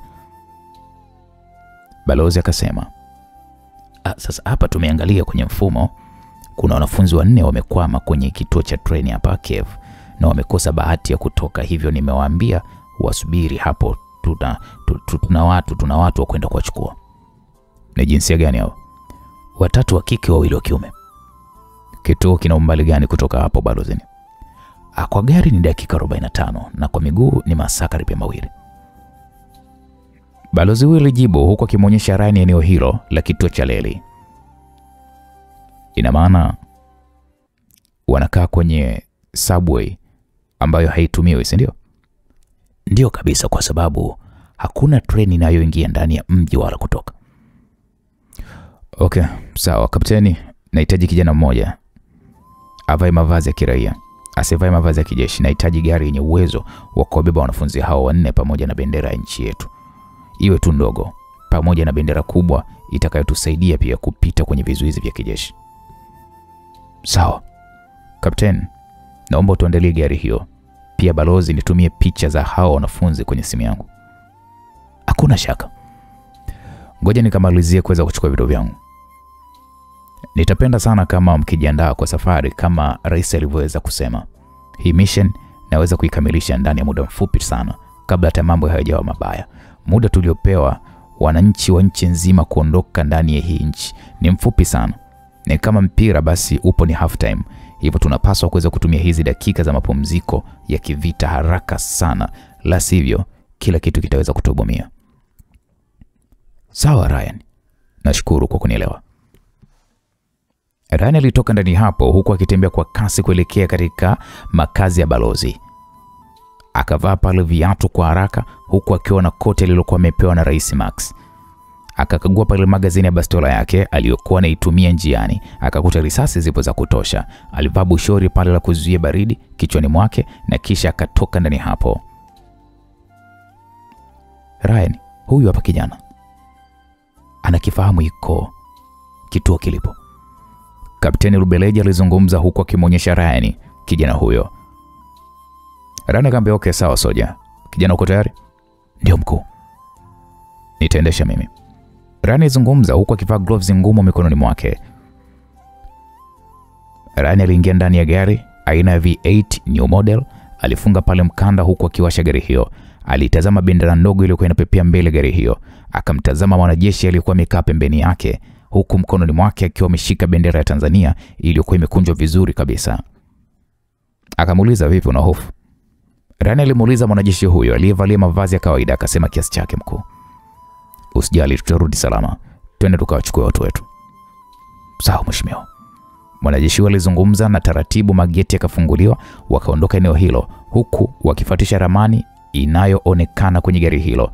Japo ni majira ya saa 5 za asubuhi, ila hali ya ukimya iliyopo barabarani ilikuwa inatisha vibaya mno. Kuna kizuizi mbele, mwanajeshi huyo alizungumza huku wakitazama kizuizi kilichopo barabarani. Bendera iliyopo katika kizuizi hicho ikamjulisha Ryan pamoja na mwanajeshi huyo kutambua kwamba hao ni wanajeshi wa Ukraine. Walisimamisha gari mbele kizuizi hicho na wanajeshi 2 wenye bunduki wakalisogelea gari hilo, huku wanajeshi wengine wakiwa katika kituo hicho, huku bunduki zao wakiwa wamezielekezea kwenye gari lililokuwa amepanda Ryan. Ryan akashusha pale kioo cha upande wake. Wanajeshi hao wa ukaguzi wakaomba pale vitambulisho. Mwanajeshi huyu aliyekuwa yuko na Ryan Alitoa pale kitambulisho na Ryan naye akatoa kitambulisho chake mfukoni, wakawapatia wale wakaguzi. Yule mwanajeshi wa Ukraine alivisoma, akasema, "Nyinyi wa Tanzania?" Ryan akasema, "Ndio, tunafanya kazi chini ya ubalozi wa Tanzania uliopo hapa nchini na tunakwenda kuchukua wanafunzi waliokuwa wamekwama kwenye kituo cha treni." Ryan alijieleza kwa kujiamini huku akimtazama mwanajeshi huyo aliyetazama vitambulisho hivyo huku akiwa anawatazama. "Hatuna tatizo na nyinyi." Mwanajeshi huyo wa Ukraine alizungumza na kumrudishia Ryan vitambulisho hivyo na akatoa pale ishara kwa wenzake wa kizuizi kilichokuwa kimewekwa barabarani kikafunguliwa. Ryan akasema asante. Ryan alizungumza na wakaondoka eneo hilo huku akimtazama mwanajeshi aliyekuwa amekaa pembeni yake akishusha pumzi taratibu. Mahusiano yetu na nchi hizi mbili, Russia na Ukraine, ndio yanatufanya tunasafiri hivi, la sivyo tungekuwa ni wa China wangeshatuzingua. Kwa kweli kaka. Usiwe mwoga kwa sababu tunapokwenda kunatisha zaidi kuliko tulipotoka. Rani alizungumza huku akiwa anaongeza mwendo wa kasi wa gari hiyo. Walifika katika kituo hiko cha leri ambacho kina watu wengi ndani yake. Wakajikuta pale wakishusha pumzi kwa maana ya kwamba idadi iliyomo ndani hapo ni kubwa sana na waliojificha ni wanawake, watoto na wanaume baadhi. Wengi wa wanaume wa nchi ya Ukraine walikuwa wanapigana vita na mahasimu wao wa Russia. Sasa hapa tunawapataje? Rani alizungumza kwa kitazama idadi hiyo kubwa. Labda umpigie balozi na kumwomba akutumie sistimu inayoweza kuonyesha wanafunzi sehemu walipo. Rani alimtazama binti mmoja aliyekuwa amegemea ukuta huku akiwa hana matumaini kabisa ya kuishi. Alitoa simu yake mfukoni na kutazama simu yake na sura ya binti huyo ipo kwenye sura ya wanafunzi aliyokuwa ametumiwa. "Hey, unaitwa Mary?" "Ndio, ni mimi." Alizungumza huku akiwa amechoka, huku akionekana kujawa na njaa, kwani huduma za chakula ndani ya eneo hilo ni ngumu sana kuzipata. "Okay, sawa. Wenzako wako wapi?" "Mmoja wetu anaumwa, amelala kule, na nilikaa hapa kwa ajili ya kusubiria msaada wa watu waliotumwa kutoka ubalozini." "Ni sisi tumekuja." Wakaongozana na Mary hadi walipokuwa wenzake na wakamkuta kijana mmoja wa kiume akiwa amelala chini huku akiwa anatetemeka vibaya mno. "Vipi, huyu anasumbuliwa na nini?" "Ni ngiri, imemkamata toka alfajiri." Kijana mmoja wa kike alizungumza hivyo. Ryan akasema, "Nyinyi mnaweza kutembea?" "Ndio, tuna nguvu kidogo." "Okay, sawa.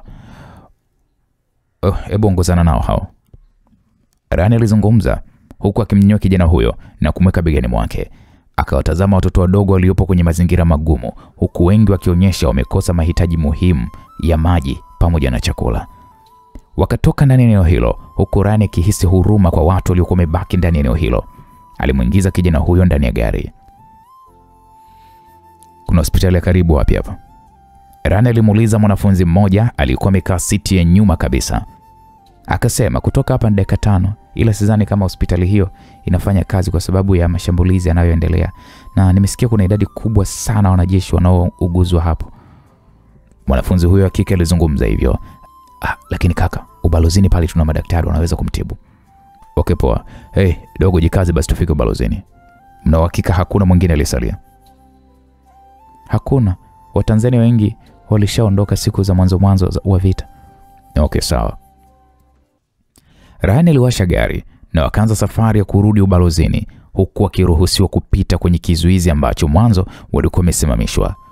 Walifika ubalozini na kweli walipokelewa na madaktari waliokuwa wamewapa taarifa mapema tu, huku wanafunzi wakipewa pale mablanketi makubwa kwa ajili ya kuzuia baridi pamoja na chakula, huku afya zao zikitazamwa kwa karibu zaidi. "Naamini hatuna wengine waliosalia ndani ya huu mji?" Ryan alimuuliza balozi na balozi akasema ndio, hakuna kabisa. Na kama yupo basi hana mawasiliano na sisi. "Okay, sawa, naamini safari ya kuondoka sasa imeweza kuwadia, si ndio?" "Ndio." "Magari mangapi?" "Tuna gari 3 kama hizo mlizozitumia. Na tuna basi moja kubwa na gari la mizigo ya wafanyakazi pamoja na vitu vya muhimu vya balozini." "Hakuna dokumenti yote ambayo ni asiri?" "Zipo." "Hadi sasa hivi?" "Ndio." "Kwa nini zipo?" Si tunasafiri nazo." "Mheshimiwa Barozi, Kwenye hali kama hii, nyaraka zote zenye siri ya nchi yetu zinachoma moto, na kama zipo kwenye hard disk au SSD zote zinaharibiwa kwa kuchoma moto na kuvunjwa. Hatuwezi kutembea na siri za nchi kwenye gari. Ikitokea tumeshambuliwa, nini utafanya? Siri zitakuwa wazi, si ndio? Rani alizungumza kwa usirias kidogo, huku akimtazama balozi usoni mwake ambaye hana uelewa juu ya nyaraka za siri, hususan kwenye nyakati ngumu kama hizo za kivita. Basi sawa, acha tuzichomwe moto, balozi alijibu na kumfanya Rani amtazame bila hata ya kuweza kujibu kitu chochote. Akafungua pale mlango wa gari na kisha aliingia ndani. Akajifikiria kwa sekunde kadhaa na kisha akampigia simu Naima. Hey, Ryan, vipi? Unajua nimejaribu kukutafuta mara kadhaa ila sijakupata. Nilikuwa nina harakati rafiki yangu. Ndo mlipuko? Mbona kama wabomu mlipuko na usikia? Niko Ukraine, nimekuja kuweza kumchukua balozi na kumrudisha nchini. Mungu wangu. Rani, mbona hujaniambia? Naima, ilikuwa ni mission ya siri ambayo sijamweleza mtu yoyote. Kwa sababu wewe ni mtu wangu wa karibu. Nilitaka kukueleza nikiwa nimesharudi nchini Tanzania. Sasa hebu fanya hivi. Mwanangu anaumwa na sijui kama una habari hiyo. Wifi amenieleza kwamba wanaelekea Japan. Basi fanya hivi. Kama Mungu akijalia na tukatoka hai huko tulipo, nitakuomba tukutane Japan. Unataka kusema kwamba anga la Ukraine kuna ndege inayotua? No. Tunakwenda moja kwa moja Russia na kisha ndege ya nchini kwetu ndio itakayokuja kuweza kutuchukulia hapo. Hapo sawa, ila kwa makini Ryan. Usijali Neema, Mungu atasaidia. Amina. Weka hata tiketi elekea Japan moja kwa moja. Mimi nitakukuta huko. Okay, sawa. Basi acha niondoke Dodoma kwa maana kwamba nilikuwa Ikulu ya Dodoma. Okay, sawa, fanya hivyo na maana kutegemea. Okay, poa. Rani alikata simu na kisha alishusha pumzi taratibu. Alitazama wanajeshi waliopo nje ya eneo hilo la maegesho ya magari na kisha kashuka. Aisee, kwenye store yenu mna bulletproof ngapi? Hatuna nyingi na zilizopo tayari viongozi wameshapewa kwa ajili ya kuweza kuwalinda. Mara baada ya jibu hilo, Rani aliingia ndani na kukuta pale balozi akiwa amezungukwa na kundi la wafanyakazi wake. Labda inaweza kuwa ni mara yangu ya mwisho mimi kuzungumza na nyinyi. Ninawashukuru sana kwa kufanya kazi pamoja na nyinyi. Tuendapo hatujui nini kitatokea, ila tumuombe Mwenyezi Mungu atuondoe pamoja kwenye hii nchi. Kila mmoja ikiwezekana huu ndo wakati wake wa kufanya sala yake ya mwisho, kwani hatuna namna zaidi ya kumwomba Mungu apate kutubariki na kutusaidia kwenye hili.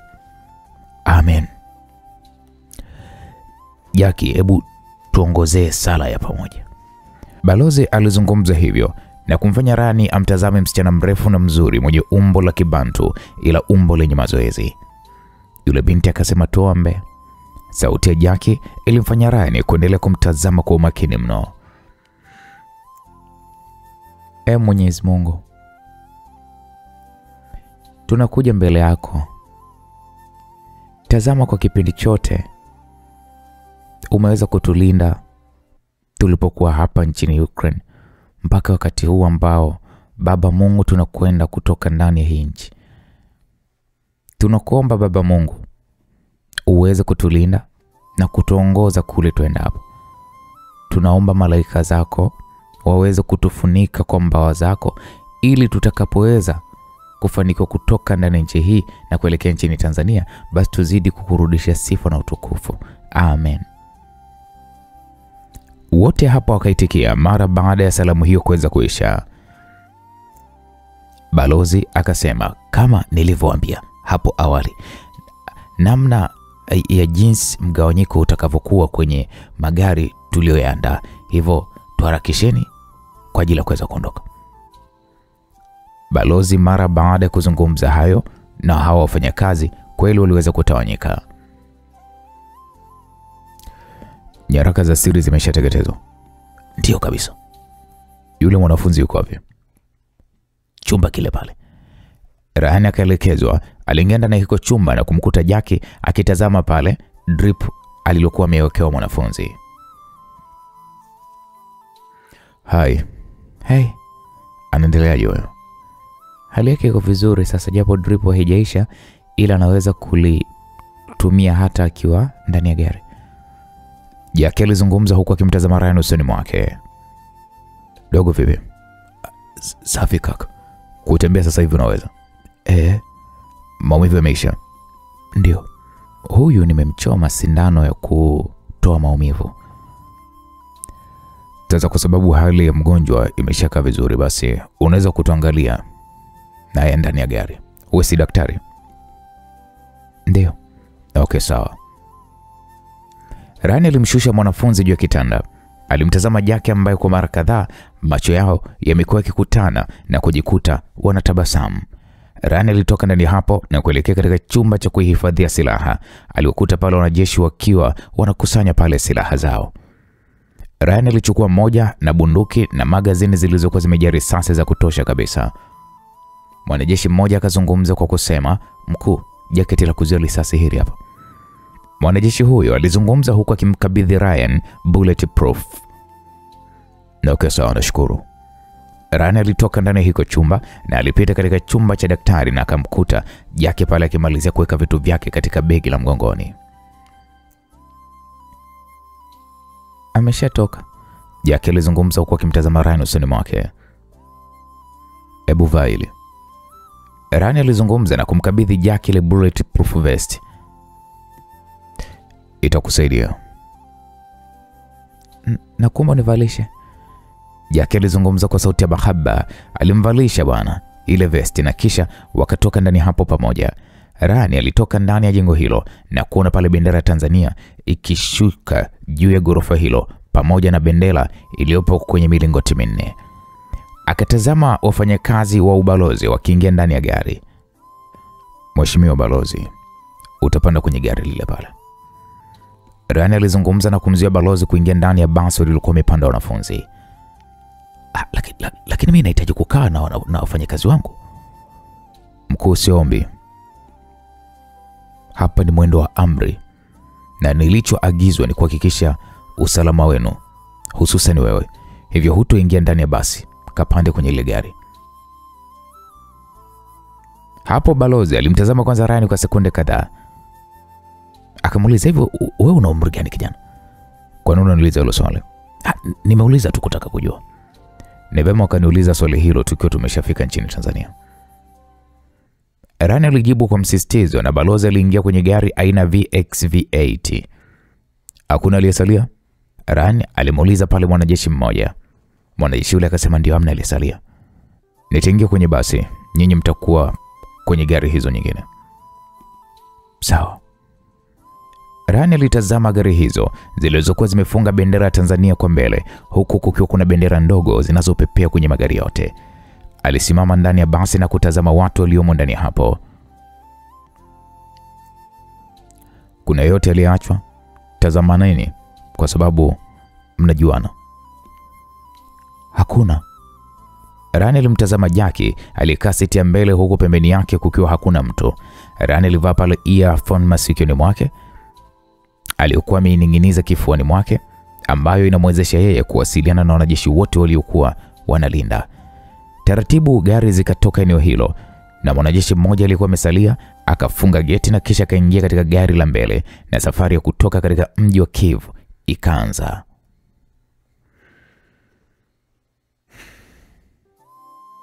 Hadi kufika kwenye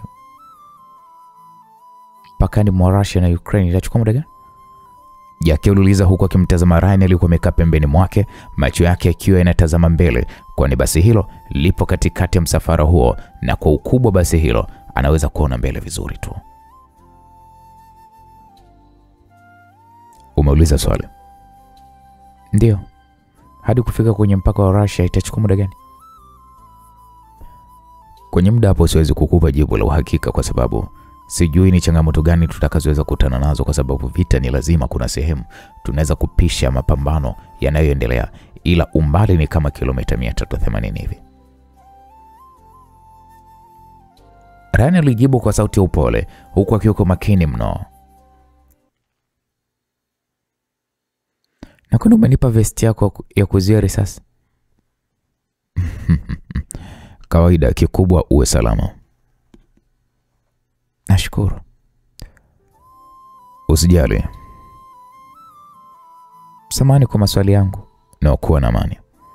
Upo kwenye hii kazi kwa muda gani sasa? Kwa nini?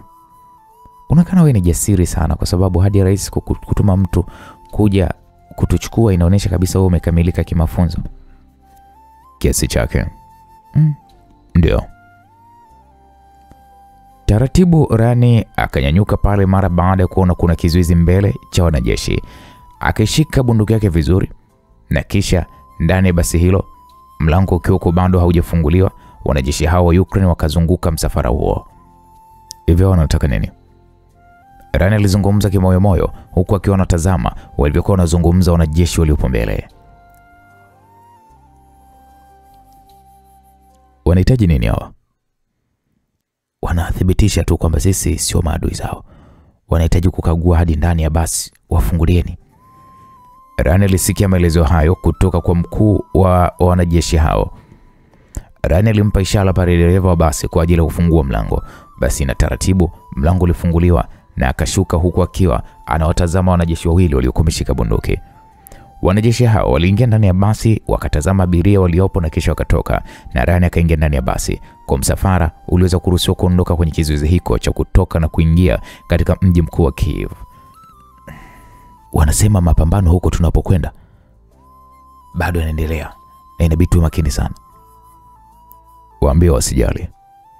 Rani alijibu na akarudi kukaa kwenye siti aliyokuwa amekaa. Mungu wangu. Yale majengo jamani, si makazi ya watu. Jackie alizungumza huku akiwa anatazama magorofa yaliyokuwa yamevurugwa kwa mashambulizi ya mabomu. Vita tuione tu hivi hivi, ila tusijaribu kuweza kuiona inapigwa kwenye ardhi yetu. Vita na madhara makubwa sana. Kwa kweli. Baada ya mwendo wa masaa mawili, walifika kwenye moja ya mji uliokuwa umedhibitiwa na Russia, na kweli walipokelewa pale na vikosi vya jeshi la Russia, na safari ya kuelekea katika mpaka wa Ukraine na Russia ilizidi kusonga mbele. Baada ya masaa 3.5 walifanikiwa kufika katika mji wa Kursk Oblast nchini Russia. Wakapokelewa pale na balozi wa Tanzania nchini Russia. Poleni sana. Balozi alizungumza huku akisalimiana na balozi mwenzake. Wakamwambia tunashukuru Mungu, ni mwema tumefika salama. Kwa kweli Mungu ni mwema, sifa zote ni kwa Mungu. Tulipanga mwele moja kwa moja Moscow, ila ndege yetu iko njiani. Itakuja kuchukua hapa Kursk na mtaelekea nchini Tanzania moja kwa moja. Okay, sawa sawa. Kwa sasa tumekodisha hoteli kwa mapumziko, na hapo kesho mtaelekea nchini Tanzania, na hisi mtaondoka alfajiri kwa sababu kuna baadhi ya maeneo inabidi ndege ipite. Haiwezi kuja hapa moja kwa moja Tanzania hadi Russia. Sawa sawa, kuna shida. Basi nashukuru. Hapo msikilizaji, wakapelekwa katika hoteli ya Roschar-Nevest, huku kwenye kila chumba kimoja walikuwa kiishi wawili. Walipata pale huduma ya chakula. Rani, mimi nikupe sana hongera. Uwepo wako kwenye hiyo safari umenipatia matumaini. Hadi watu wetu wameshafika Russia. Naam, ilikuwa ni sauti ya mzee Max alizungumza na Ryan kwa video call. Ryan akiwa chumbani kwake akasema nashukuru sana mkuu. Naamini jukumu langu mimi sasa litakuwa limeisha. Ningeomba warudishe nyumbani. Ila mtoto wangu anaendeleaje, kwa sababu sijawasiliana na yeyote? Kiukweli mtoto wako anaendelea vizuri. Nimezungumza na dada yako na amenieleza kwamba walifika salama Japani na wanampatia matibabu. Sawa, basi mimi nitakuja nao hadi Tanzania na kisha nitawakabidhi, basi mimi nitageuza kwa ajili ya kuelekea nchini Japan. Sawa sawa. Hakuna shaka Ryan. Ndege kwa sasa iko wapi? Nitakutumia maelekezo ili ujue imefikia wapi. Sawa mkuu. Pumzika sasa. Unajua tumejitahidi sana kuwatafutia hoteli nzuri ili wananchi wapumzike na kidogo wakae sawa kisaikolojia. Hakuna shaka, basi baadaye mzee wangu. Sawa. Ryan alikata simu na ndipo mlango kagongwa. Alitembea mlangoni huko bastola yake akiwa ameshika mkono wa kushoto kuificha kwa nyuma. Alifungua kitasa akaufungua mlango kidogo. Alimwona Jackie akiwa ameshika pale chupa ya wine pamoja na glasi mbili. Sijui ninakaribishwa. Bila shaka mrembo, karibu. Rani alimfungulia mlango Jackie na Jackie akaingia na kumfanya Rani kumsindikiza kwa macho huku akiwa anayatazama makalio yaliyokuwa yamebanwa na suruali aliyokuwa ameivaa muda huu bidada huyu. Rani akatazama pale katika korido, hakuna mtu yoyote. Akaufunga mlango kwa ndani. Na mimi unatumia wine eh? Ndio. Nimejaribu sana kukutafuta eneo la chakula sijakuona. Leo ulitoka kula. Nimeona sio vibaya tukaja kupata hata vinywaji pamoja. Jackie aliweka pale chupa hiyo juu ya meza na glasi hizo huku akimtazama Ryan alikuwa anamsogelea. Ryan aliweka bastola juu ya meza na kisha akaupitisha mkono kiunoni mwa Jack. Ni wine au unamhitaji huyo? Ryan alizungumza huku akimbana Jackie kifuani mwake. Jackie alipata kigumizi kabla ya kujibu chochote. Ryan alipale aweza kumnyonya pale mabusu na kumfanya Jackie apokee kwa mahaba yote, wakaangukia kitandani, ambapo Ryan akisha kufikisha kwenye eneo hilo, sio rahisi kwa mwanamke yoyote kutokukubaliana naye kwa kile anachokihitaji kumfanyia mwanamke huyo. Bila hiana, Jackie alijikuta ndani ya muda mfupi. Nguo alizokuwa amezivaa zilikuwa zimetenganishwa na mwili wake. Akaanza pale kupokea mtanangi wa nguvu ambao ni kwa muda mrefu hajakutana kimwili na mwanaume. Fanya masiala nini?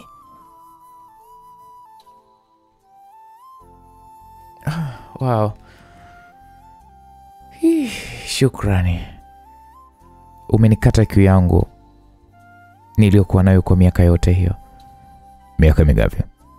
Tokea nilipoteuliwa kuja kufanya kazi ya ubalozi miaka 3 iliyopita, sikuwahi kukutana kimwili na mwanaume. Hebu acha utani basi. Kwa vile sijawahi kuonana na mwanaume ndani ya miaka yote hiyo 3. Kwa nini nikudanganya? Sijawahi. Kwa nini hujawahi? Unajua nilipokuja huku mwezi mmoja baada ya kuweza kuchaguliwa, nilisikia boyfriend wangu nilikuwa ninampenda sana na ambaye ndiye alikuwa mwanaume wangu wa kwanza toka tupo chuo cha udaktari. Nikasikia anatoka kimapenzi na rafiki yangu. Iliniumiza sana tena sana, na miezi 3 baadaye walifunga ndoa. Nikaona picha kwenye akaunti zao za Instagram. Kusema ule kweli ilinitesa sana kisaikolojia, na hapo ndipo nikaona wanaume wote ni waongo. Na sio kwamba sitongozwe, natongozwa sana. Sikuhitaji kumvulia chupi mwanaume yote ule hadi nilipokuona kwa mara ya kwanza unakuja ubalozini. Kusema ule kweli nilijihisi tofauti na nilijihisi kukupenda kwa haraka. Usinipende. Rani alizungumza huku akishuka kitandani. Alichukua simu yake na kutazama ujumbe aliokuwa umetumiwa na Rais Max uliokuwa unaonyesha mwendo wa ndege inayokuja kuchukua. Yeye alikuwa anaitazama kwenye rada. Kwa nini nisikupende? Hunijui wewe, hivyo zuia hisia zako za kunipenda. Najua huwezi kukosa mwanamke. Yaani kweli. Ila siwezi kuzuia hisia zangu kukupenda. Najua unanipenda, ila tambua mwanamke niliye naye kwenye mahusiano ni mwanamke mwenye nguvu ambaye anaweza kukufanya maisha yako yakabadilika kwa haraka mno na kwa mabaya. Sitopenda tufikie stage. Na hili lilotokea leo naomba liwe mimi na wewe tu. Sawa. Je, naweza nikamjua huyo mwanamke? Ndio, ni Monica, makamu wa rais. Nina mtoto naye mmoja, hivyo naamini umeshaelewa. Nimeelewa. Leo tulale pamoja, ila tukishaingia ndani ya ndege tuwe kawaida kama vile tulivyokuwa ndani ya basi. Sawa. Msikilizaji, usiku mzima ni mizigamuano. Jackie alipewa vitu ambavyo hakuwahi kupewa na mwanaume wa aina yoyote kitandani. Rani alihakikisha anamkuna mkuno wa nazi. Kila upande unaomwasha kawa na mkuna katika kitumbua chake kilikunwa hadi akafika hatua ya kukiri yeye mwenyewe kabisa kwamba ameridhika. Saa 10 za usiku Rani alitoka chumbani kwake akiwa ameshajiandaa huku akimwacha Jackie kitandani amelala fofofo. Alielekea katika sebule chumba cha balozi. Alimkuta pale balozi akiwa na balozi wa Russia. Bwana Ryan, ndege imeshafika na safari itakuwa saa 2 asubuhi kuondoka hapa Russia. Balozi wa Russia alizungumza hivyo. Ryan akasema nashukuru kwa hilo. Je, kuna wanafunzi wengine ambao walifanikiwa kuweza kuingia Russia? Ndio, Wapo na tulishawasafirisha kurudi nchini Tanzania. Hivyo hatuna Watanzania wengine kutoka Ukraine. Naam, alizungumza hivyo. Rani akasema si sawa, ni jambo zuri. Na kwenye mpaka mingine vipi, umeshavuka? Ndio, tunamshukuru Mungu, wote waliokuwa kwenye list ya rais ninaowahudumu nchini Ukraine wameshaondoka, wamerudi Tanzania. Wengine wapo Budapest wakitafuta namna kuweza kurudi nchini Tanzania. Okay, asante. Ryan, ndio. Naomba lile swala la kusafiri kwa nyaraka za siri lisimfikie rais. Usijali, lilishaisha. Nashukuru. Baada ya kupata kifungua kinywa, wote sasa saa 1:30 asubuhi waliingia ndani ya magari na moja kwa moja wakaelekea katika uwanja wa ndege na kukuta ndege ya shirika la Tanzania ikiwasubiria pale. Watu wote waliingia ndani ya ndege hilo kubwa lililokuwa limetumwa na serikali ya Tanzania kuwachukua raia wake waliokuwa nchini Ukraine. Balozi wa Tanzania nchini Russia aliwapungia pale mkono. Ndege ilipoanza tu kuondoka uwanjani hapo na ilipopaa angani, yeye na walinzi wake na wafanyakazi wachache aliokuwa ameandamana nao waliingia ndani ya magari yao na kurudi Moscow zilipokuwa ofisi zao. Mungu asante. Alikuwa ni Ryan, alizungumza kimoyomoyo huku akitazama kwenye kioo cha TV kilichopo mbele ya siti iliyopo mbele yake, kikionyesha namna ndege inayoachana na anga la nchini Russia na kuingia katika anga la nchi ya Ukraine. Naam, msikilizaji, kwa upande wa pili tunapata kumwona makamu wa rais akiongozana na waziri wa mambo ya nje wakawapokea pale balozi na wafanyakazi wote waliotoka nchini Ukraine katika uwanja wa ndege wa JK Nyerere, ikiwa ni ishara ya kuwakaribisha nyumbani. Pole sana mume wangu, Monica alizungumza huku akimkumbatia Ryan na kumfanya Jackie kuwatazama kwa jicho la wivu, ila hakuwa na namna zaidi ya kushukuru kwa kile alichokuwa amekipata. Nashukuru mke wangu, na mimi mzee Max alikueleza kwamba nikirudi tunahitaji kuelekea Japan. Ndio amenieleza, ila pumzika kwa leo kwa sababu nimeongea na wife na ameniambia mtoto ananielewa vizuri na tayari ameshapata matibabu. Kitu kingine mama aliniomba akaishi na Cleopatra nchini Japan. Nimeshindwa kumpa jibu kwa sababu sikuhitaji kuweza kujiamulia kwenye maamuzi. Monica alizungumza huku akiwa ndani ya gari ya makamu ya rais. Upande wangu mimi hauna tatizo. Kwako uko tayari kukaa mbali na Cleopatra?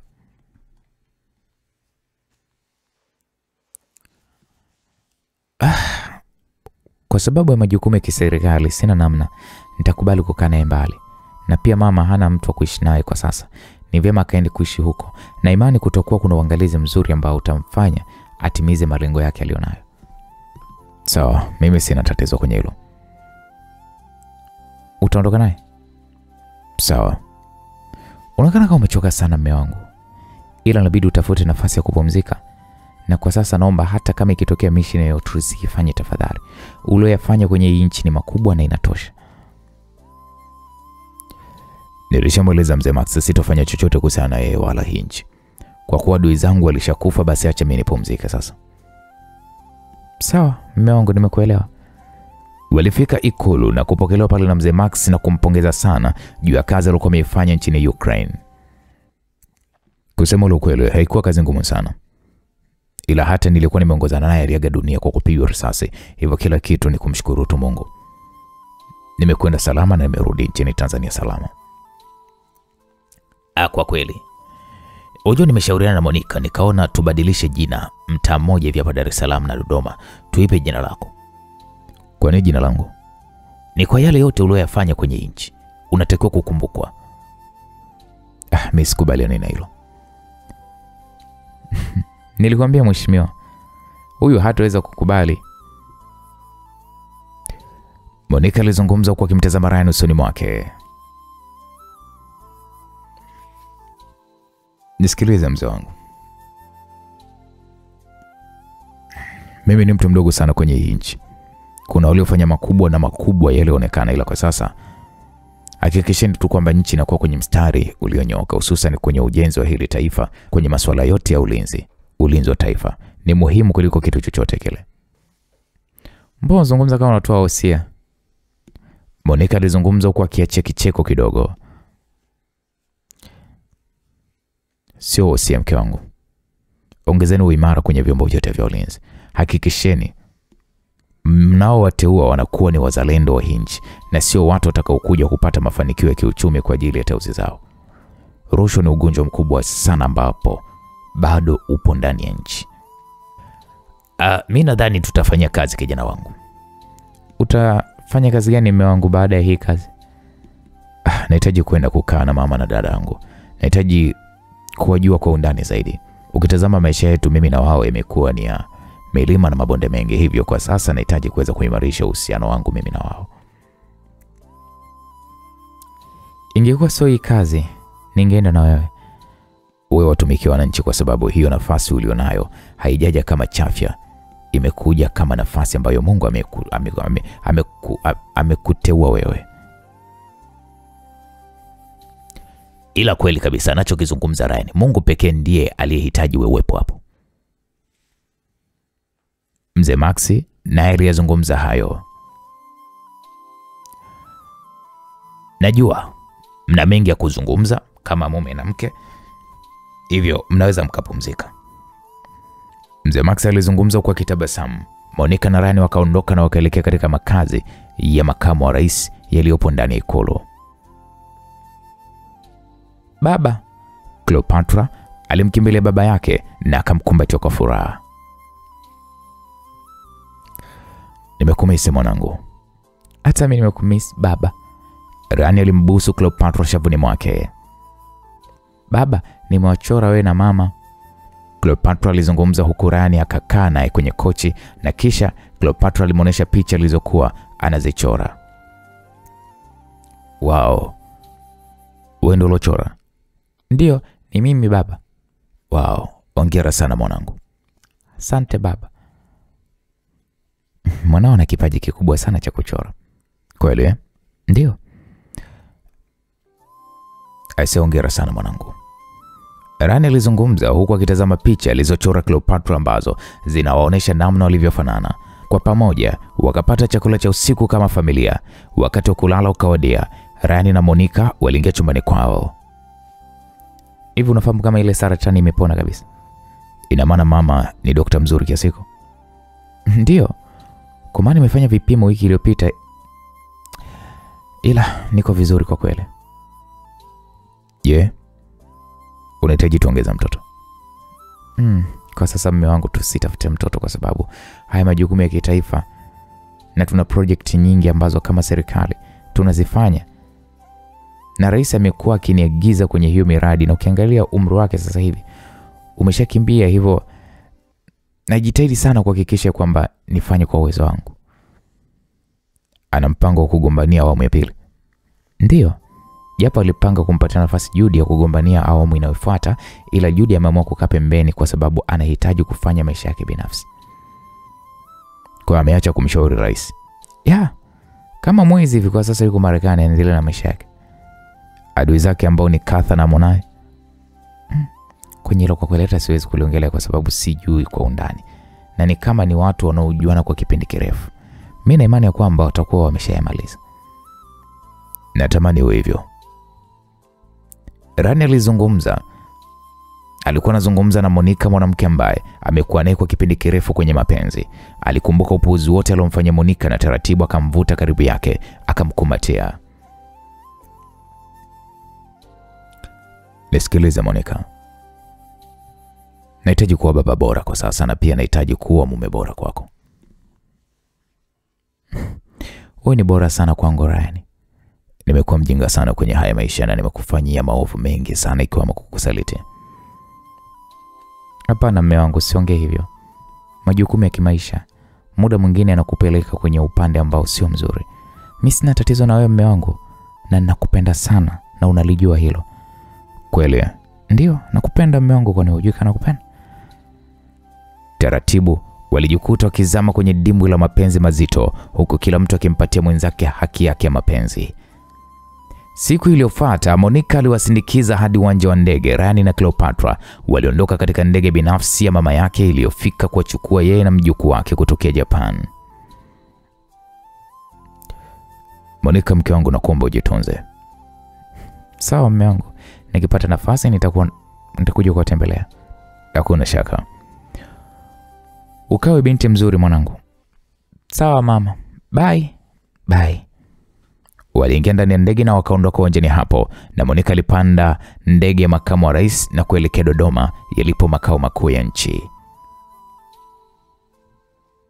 Naam, msikilizaji, kwa upande wa pili tunapata kumwona mwanamama Judy akisema hey.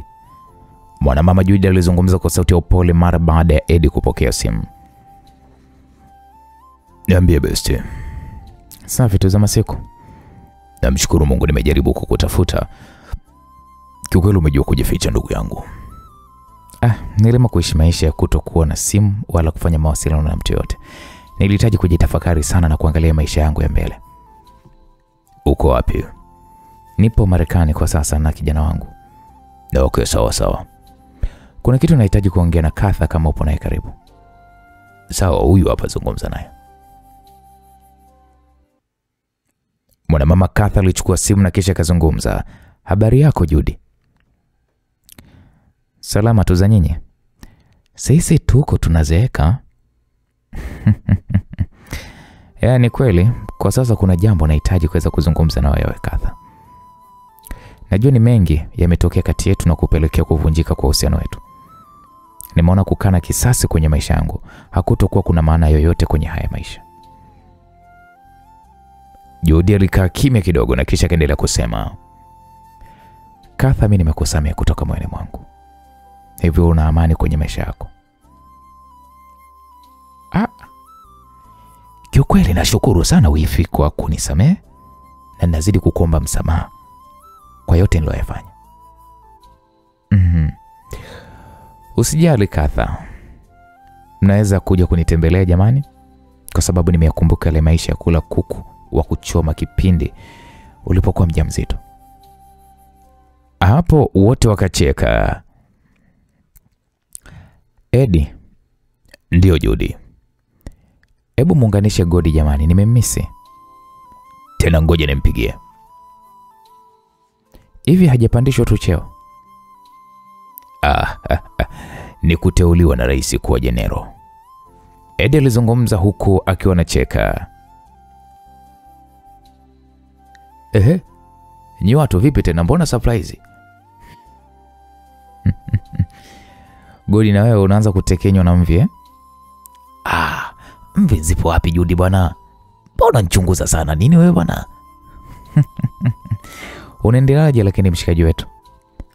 Mimi niko poa bwana. Nakula maisha tu na mnaona kitambi kisha jitokeza. Godi alizungumza huku akiwaonyesha mtumbo wake. Godi, una tumbo baya. Kama umekula kuku wa wizi. Judy alizungumza na wote wakawa wanajikuta wanacheka. We nini wewe? Kitambi cha pesa hiki wewe. Suno na kitambi kina Garden Love, unaona? Godi alizungumza huku akifunua t-shirt alikuwa amevaa.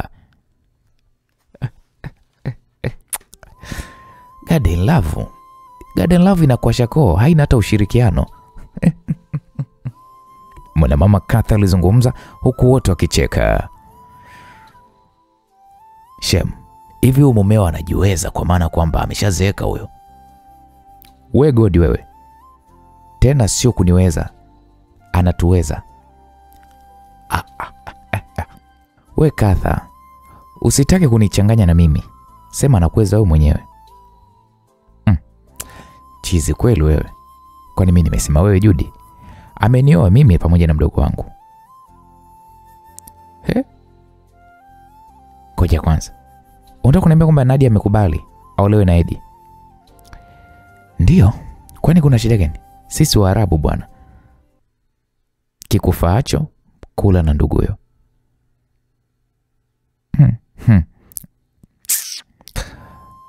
Mtamotesha busha mwenzenu huyo. Nguvu sasa hivi hana huyo. Huyo Eddie huyo hana chochote kwa sasa. Wote walijikuta wanacheka. Zilikuwa ni story tu za hapa na pale. Walikuwa ni kama wenda wazimu. Msikilizaji, marafiki hawa ambao wameamua kusameheana waliendelea kupiga story na kukumbushana maisha yao ya nyuma, kitu kilichozidi kuimarisha urafiki wao uliodumu kwa miaka zaidi ya 35. Naam, msikilizaji, kwa upande wa pili tunapata kumwona mama yake na Ryan. Wow. Mdada ndani ya nyumba jamani, umekuwa juku wangu. Mama Ryan alizungumza huku akikumbatiana Cleopatra mara baada ya kufika nyumbani. Wakasalimiana pale kwa furaha. Mama, vipi hali ya mtoto? Mungu ni mwema, wapo ndani na mama yake. Acha nikawaone.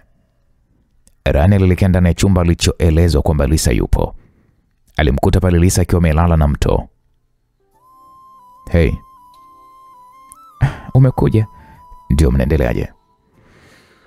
Namshukuru Mungu, mtoto anaendelea vizuri. Vipi wewe? Naendelea vizuri, Mungu ni mwema. Jamaa amelala kwa muda mrefu. Ryan alizungumza huku akimtazama mwanae aliyelala katika kitanda cha kubembea. Hapana, hajalala muda mrefu. Vipimo vinasemaje? Ndo ameanza dozi, hivyo tunamsikilizia hapa hali yake. Okay, sawa sawa, atakuwa salama. Mungu ni mwema. Amina. Nimekuja na rafiki yako. Nani? Cleopatra. Sijui kama ananipenda tena. Ongea naye. Sawa. Wakatoka sebuleni na Cleopatra alimsalimia Lisa kwa kumkumbatia hadi Lisa mwenye alishangaa. Cleopatra, mwanangu, umekuwa mkubwa. Asante mama Lisa. Mama amenieleza kila kitu na nimekusamehe. Ila naomba usimuumize tena babangu. Watu wote walitazamana huku akimtazama Cleopatra. Sawa mwanangu. Cleopatra alimkumbatia Lisa ambaye machozi yalikuwa yanamlengalenga, kwani kwa yale yote aliyoyafanya amepata nafasi ya kusamehewa. Msikilizaji, siku na miezi ilizidi kusonga mbele na hali ya mtoto wa Lisa ilizidi kuimarika hadi akapona kabisa. Ryan, naam. Nakupenda. Najua. Hata kama tumerudisha mapenzi yetu, naomba umoe Monica. Ni nafasi yake. Na wewe? Ryan, nakupenda sikatai, ila kutokana kwamba nimevunja ndoa yangu kwa mikono yangu, sina nafasi ya kuidhurumu haki ya Monica. Ni wakati wake sasa. Na pia nahitaji kurudi nchini Tanzania nikaendeleza hospitali yangu. Nimekuelewa. Nashukuru kwa hilo mume wangu. Lisa alizungumza kwa kilaza kichwa chake kifuani mwa Ryan. Baada ya wiki moja, Lisa aliondoka nchini Japan na kurudi nchini Tanzania akiwa na mtoto wake aliyepona kabisa, na akawa anaendelea na maisha yake ya kumlea mtoto na kuiendeleza hospitali aliyopewa na Agosti. Baada ya matibabu, Evelyn alifanikiwa kupata ujauzito na alifanikiwa kujifungua mtoto wa kiume na akampatia jina la Ryan, kitu kilicholeta furaha zaidi kwa mama yake na mdogo wake ambao ni mwaka wa pili sasa wanaishi pamoja nchini Japan, huku wakimwangalia mama yao ambaye kadiri miaka inavyozidi kwenda ndivyo anavyozidi kuzeeka. Kwa mara kadhaa, Monica anaelekea nchini Japan kumsalimia mwanae na familia nzima ya mume wake ambaye ameamua kuishi Japan.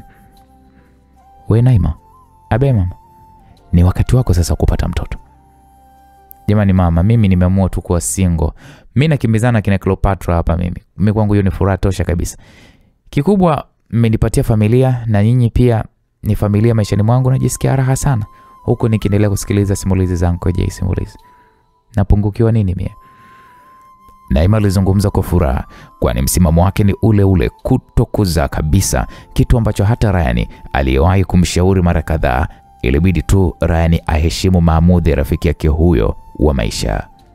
Yes, hivyo kama tumeweza kufika tamati mwa mzigo wa ICU Kilimi. Mimi naitwa Uncle Jay na mzigo umetayarishwa na kuandaliwa na Edazaria G Msulwa. Asante kwa timu yako kwa kuifuatilia simulizi hii mwanzo mpaka mwisho. Bye bye.